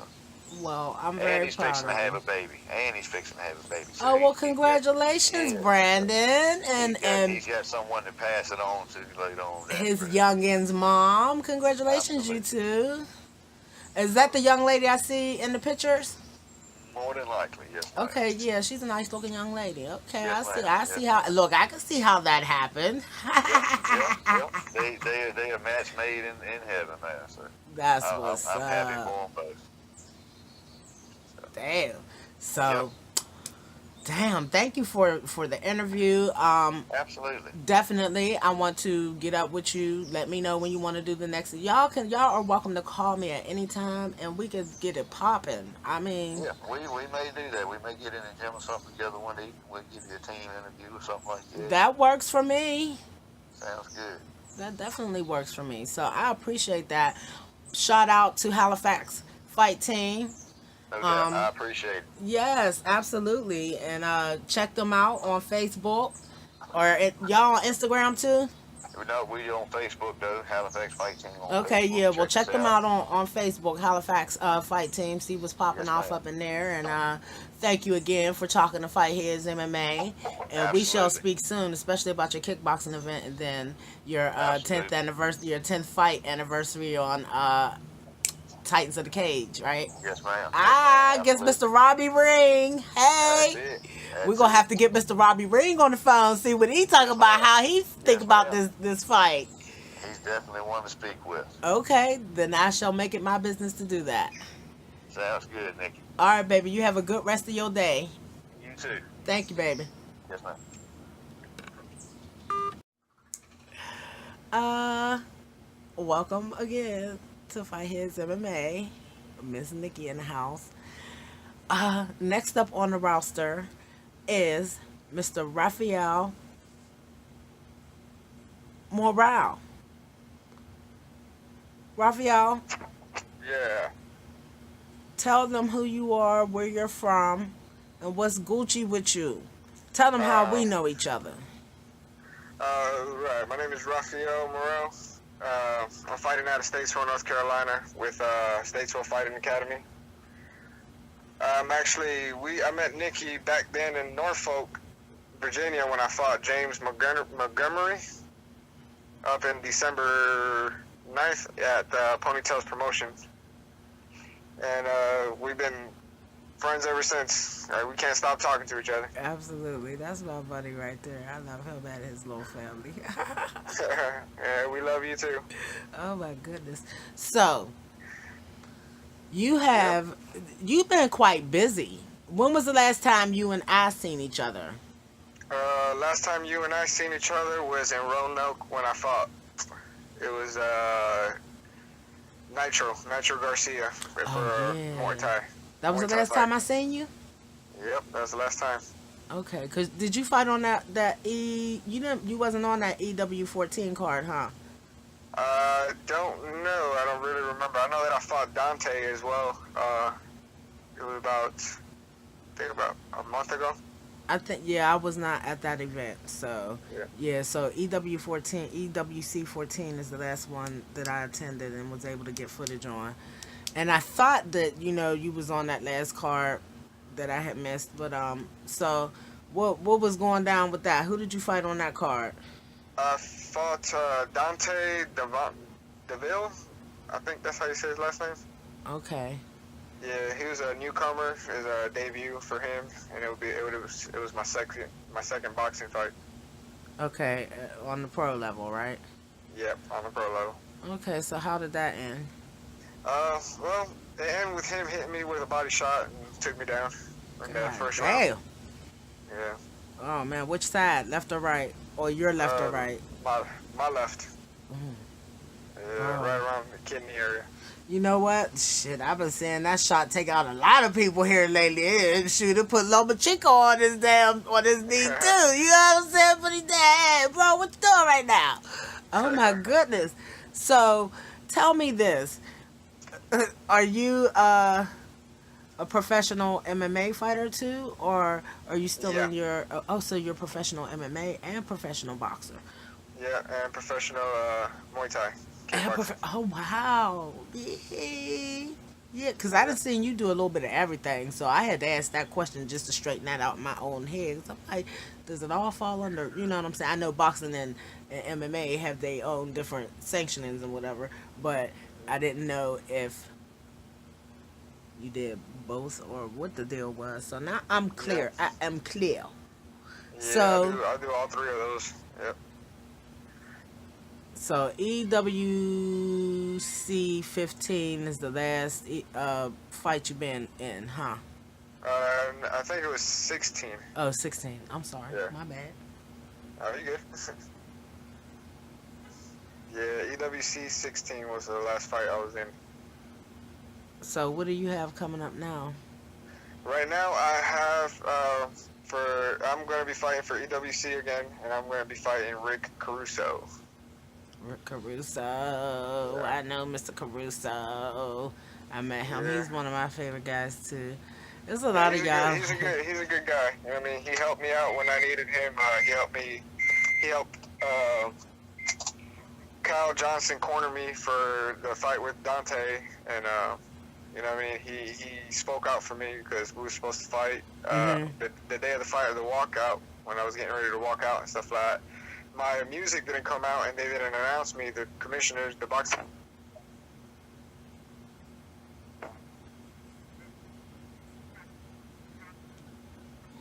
for his music, and for y'all to call him out. He's not leaving until he hears his music, and for y'all to call him out. So I mean, he backed me up on that. I need He's a you to good dude. repeat that because for whatever reason, half of that disappeared. Your sound just went, and then you Oh, came back. yeah, the day that I fought Dante, he helped out. Rick Caruso helped out Kyle Johnson to corner me for that fight. Oh. And that day, the commissioner, they just wanted me to go ahead and walk out to the ring without my music or without them announcing my name or nothing like that. So Rick he flipped out. He backed me up. He was like, "Look, he's a professional. He's not gonna walk out there without his music and without you guys announcing him properly like a professional that he is. If not, he's not gonna walk out. We're not walking out until we hear his name, until we hear his music." I mean, he just went off. Well, why do you think? Why do you think the commission was being like that? To be honest, I don't know. It's probably because Record this on the same phone that I'm talking to you on. I was recording the first part of our interview on the other phone, and it keeps limiting my storage, and I don't know why. So I've lost the end of a couple damn videos, but I have the video itself. okay. You see what I'm saying? Like I have the video, but it just stopped recording at. Welcome again to Fight Hits MMA. It's Nikki in the house. Hold on, I need to figure out.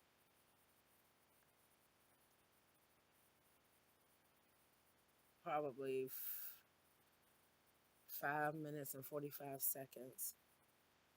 So if this pans out and sound comes from our phone call through to our video, this would be great. But if not, then we'll just re-record our whole thing over again. Um. Okay, so we was talking about what was going on with your last fight and how Rick stood up for you about you know what? That's crazy. I mean, that's something stupid to pick at y'all about not wanting. You know what I'm saying? Why would they do that? I don't get it. You know, maybe it didn't really have anything to do with you. Maybe it was something that was going on somewhere else amongst the event situation. You know what I mean? I mean, So yeah, it's a big possibility too. But you know, I mean, here lately it's been that way. Like we've noticed a lot of fighters, they get to walk out with local fighters and stuff like that. Some of them get to walk out with their families and everything like that. At my last event when I fought Nitro, my family couldn't walk out with me. They kept rushing me. And you know wow. what I mean? Yeah, it's just like there's some that I mean that are since they're favorite fighters and stuff like that, they get special privileges and like us we get what we get. Well, you know what? That's shocking to me to hear you say that because as much as you fight for EWC, I really thought that you was probably one of their favorites and treated you I mean, as fairly. it's not EWC It's that's the the problem. commission. It's the commission. I think that's what it is because EWC has been So treating me good. have you ever had a dust up with any of them from the commission about anything, paperwork or anything? No, no, So no, your not stuff is really. always good when you deal with them. They Yeah, just for most of the parts. Yeah, it's just the days of the event, the days of the fight, and stuff like that. Like me, I prefer to let my family come with me. Help me. Walk me out there. It shows them that they care about me and the support that they have for me and everything else like that. I understand that. I get that. I really do. I don't know. You're not the first person that has ever said that to me. But I was just, you know what I'm saying, man. You kick it like that. So I just wanted to know if there was anything that could have possibly happened prior to. You know what I'm saying? Right. At the end of the day, that we can maybe deduct why they may have reacted like that to you, or maybe take you into that least of consideration. I don't know. Right.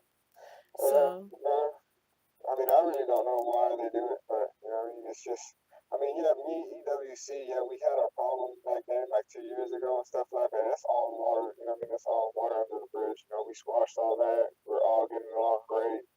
What I mean? They're holding their part. I'm holding my part. yeah, because I really didn't think, unless you said it, that there was ever a problem flowing through that situation. But every event is different, and I don't know how often y'all see the same people from the commission or whatever. I don't know how often. You know what I mean? I know that there's regulars and stuff, but shit, it is what it is. So tell us about what you got coming up, young man. Tell us about what you got coming up. Really coming up is the Rick Caruso fight. Uh, and I've been training hard, doing some cardio work in, and just doing my thing, just training as much as I possibly can. So, how long have you known Rick? I've known Rick since he fought Tony Wilson. Oh, okay. That's when I first met him too. Yeah, Up that's there at the AWC. yeah, And that's a tough kid too, that Tony Wilson. yeah, All y'all is tough. All y'all are tough. All y'all yeah. are tough. What weight class y'all gonna meet at? 135. Mm. Okay. Okay. So how does it feel, having him once corner you, now you and him are going to battle?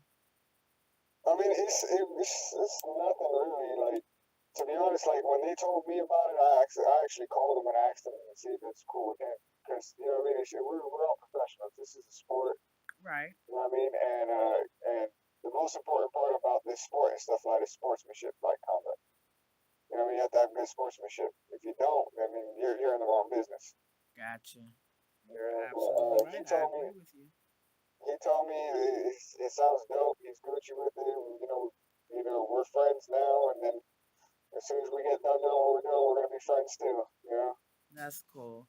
Well, that's how it usually works anyway. So, but there are some people that have told me, there's been a couple of fighters that have said to me, Miss Nikki, I just won't fight my teammates or somebody that I'm close to outside of fighting. I won't fight them. So I have to respect the boundaries that you guys set up for yourselves, and I don't have a problem with it. It's all good, you know. Right.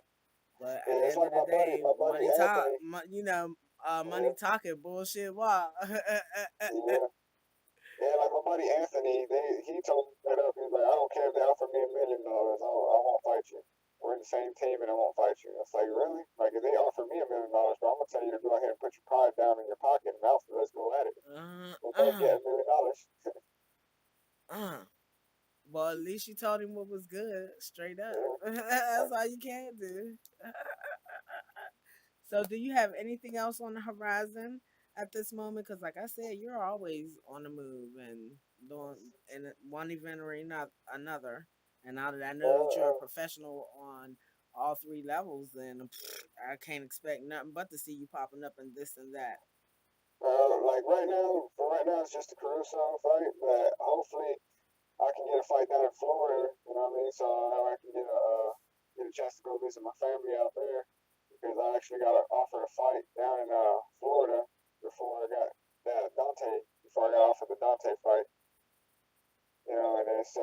And it was supposed to be an MMA fight, and I was supposed to fight a dude that fought his first debut in Bellator. So Mm. yeah, so I'll just hopefully I'm gonna see if I can talk to those promoters, see if they can get me into their next fight card after the Caruso fight, so that way I can go ahead and train some MMA and get some MMA wins in my belt. I got you. So, tell me what your MMA record is. My MMA record is 0-1. I fought my debut pro was with EWC, and I fought Victor Ford from American Top Team down in Florida. Say that again.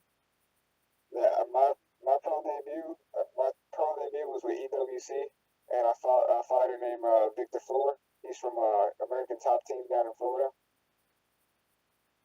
Mm-hmm. And when I fought, and I lost against him in the first round. He got me with a liver shot and Oh. put me down quick.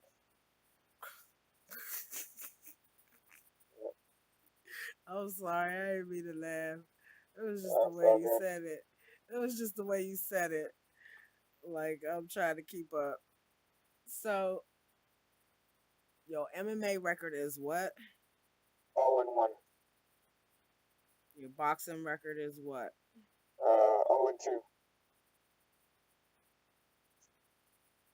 And your kickboxing. 0-1.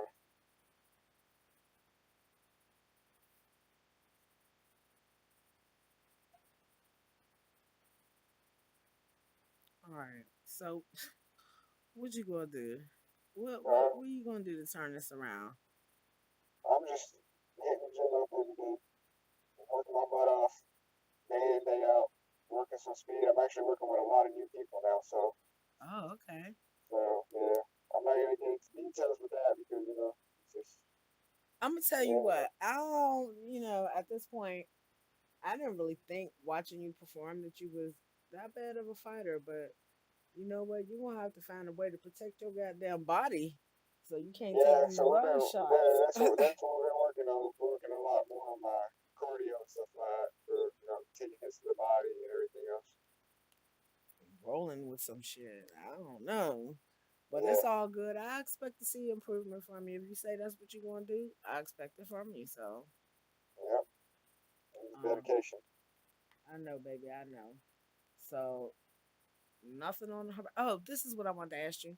Um, 864. Don't they operate down in your neck of the woods? Yep. I actually just filled out my uh what is it? What do they call it? I just filled out some paperwork for them and stuff like that as well. All I gotta do is just send them some pictures, and then hopefully they'll be able to find me some fights, right? With 864. Well, I'll tell you what. If you watch my update videos, then you'll be able to hopefully um hear what the other fighters have to say. I mean, Cause I heard it is a pretty big event. I heard that they're like yeah, Bellator kind of league. for real. That's what I've heard. I've heard that they're like a big event. Yeah, well, I've heard they're a big event too, and you know what? I watched one of their promos on YouTube last night. It was really nice. It was really nice. It makes me want to say, okay, let me get my butt to one of their events. Oh yeah, you gotta send me that link. I ain't seen it yet. Absolutely. As soon as I find it again, I'll have to go back in my YouTube history. I'll be watching rap battles and shit too. I heard you. So, other than that, anything you would like to share with the Fight Heads MMA world? Oh man, just for all the fighters out there, just train hard. You train hard to get easy fights. That's what I've learned, and that's what I'm gonna be doing myself. Just keep your head up and keep winning. Keep training. Oh, why you said the word easy? Let me ask you, just like I asked everybody else, what you think about this bare knuckle fighting championship Reggie East Barnett Jr. is taking part in with other, Uh, competitors? Yeah. is it actually bare knuckle? Hell yeah, that's what I just said. What you think that? What I you be? don't know, man. They What told do me you that be it's kind looking of at some. when you be on my page? I don't know. I'm not into the whole bare knuckle thing, but if they pay you better, then I'm doing it. Boy, you better pay attention. Why do y'all think I put this content out? For my health? Hell no, it's for y'all's health and for y'all's movement. What you talking about? You better watch. Look, Yeah. all I can say is Raphael, take your ass up to my Facebook and go back through my post. I have to post what I get when I get it, or y'all are not going to be, you know what I'm saying? Y'all going to be moved on to the next thing. So I try to keep it as updated as possible. But this, I have spent a lot of time with this bare knuckle fighting situation. Yeah, I've spent a lot of time and energy putting into getting that out there, and it's not just for Reggie; it's for every opponent that's on this very first sanctioned, legalized, regulated card. Yeah, it's taking I'll have to place in check it out. I'll have to yeah, check it out. June 2nd in a couple weeks, bro. Yeah, Boy, you yeah. better I'm stop gonna it. have to check that out. Yeah, you need to go up there, go up there and look at the whatever. Go to Reggie's page, go to my page. It doesn't matter, but check it out, and it'll give you the direct link Okay. to Yeah, Bare most Knuckle definitely. TV, so you can see what's really good. So Yeah, most definitely. and I got an interview. How did you miss my interview with the gentleman, Mr. David Feldman? That's Probably working. I was probably working that day. boy, I'll tell you. y'all better cut it out. Yeah, Yeah. that's some yeah, y'all. Come on now, y'all know I'll be bringing the heat when I come. Stop. Oh yeah. I know. I know. It's all good. So as soon as I get your opponents uh link up to his excuse me, his thoughts on y'all's upcoming bout, I will definitely let you know and let everybody know. And it's been an honor and a pleasure talking to you, Oh, it's Mr. been an honor and a Raphael. pleasure. Same here. Yes, tell the girls that I said hello, and Uh, tell the missus I said happy belated Mother's Day. all right. Yeah, no problem. Will Yes, do. and I thank you so very much. All right. Thank you. Yes, have a wonderful day, baby. You too, Nick. You know it. All right. See you soon. Okay, hon. Later, guys. Hey, wait a minute. Oh, Did you say something to me about possibly that the date on this fight with you and Rick Caruso, that whole card, it was going to be initially June 9th, right? Or no, June that's 2nd? June 2nd. Yeah, June 2nd. Is it did you say did you creep up and say that there was a possibility that it might be a date change on that? Might be, but we're not for sure yet. But it's gonna. Either way, it doesn't matter when it is. All I know is I'm just ready to get in there with him and just we gonna go at it. But I needed to make sure that we were clear on that. So just in case y'all heard it here first from Mr. Raphael uh newborn morale himself. That's where we heard it from. And that's all gravy. So thank you so much, young man. No problem. All Fight Heads right. MMA. I'll You catch good, y'all later. baby? All right, baby. All right.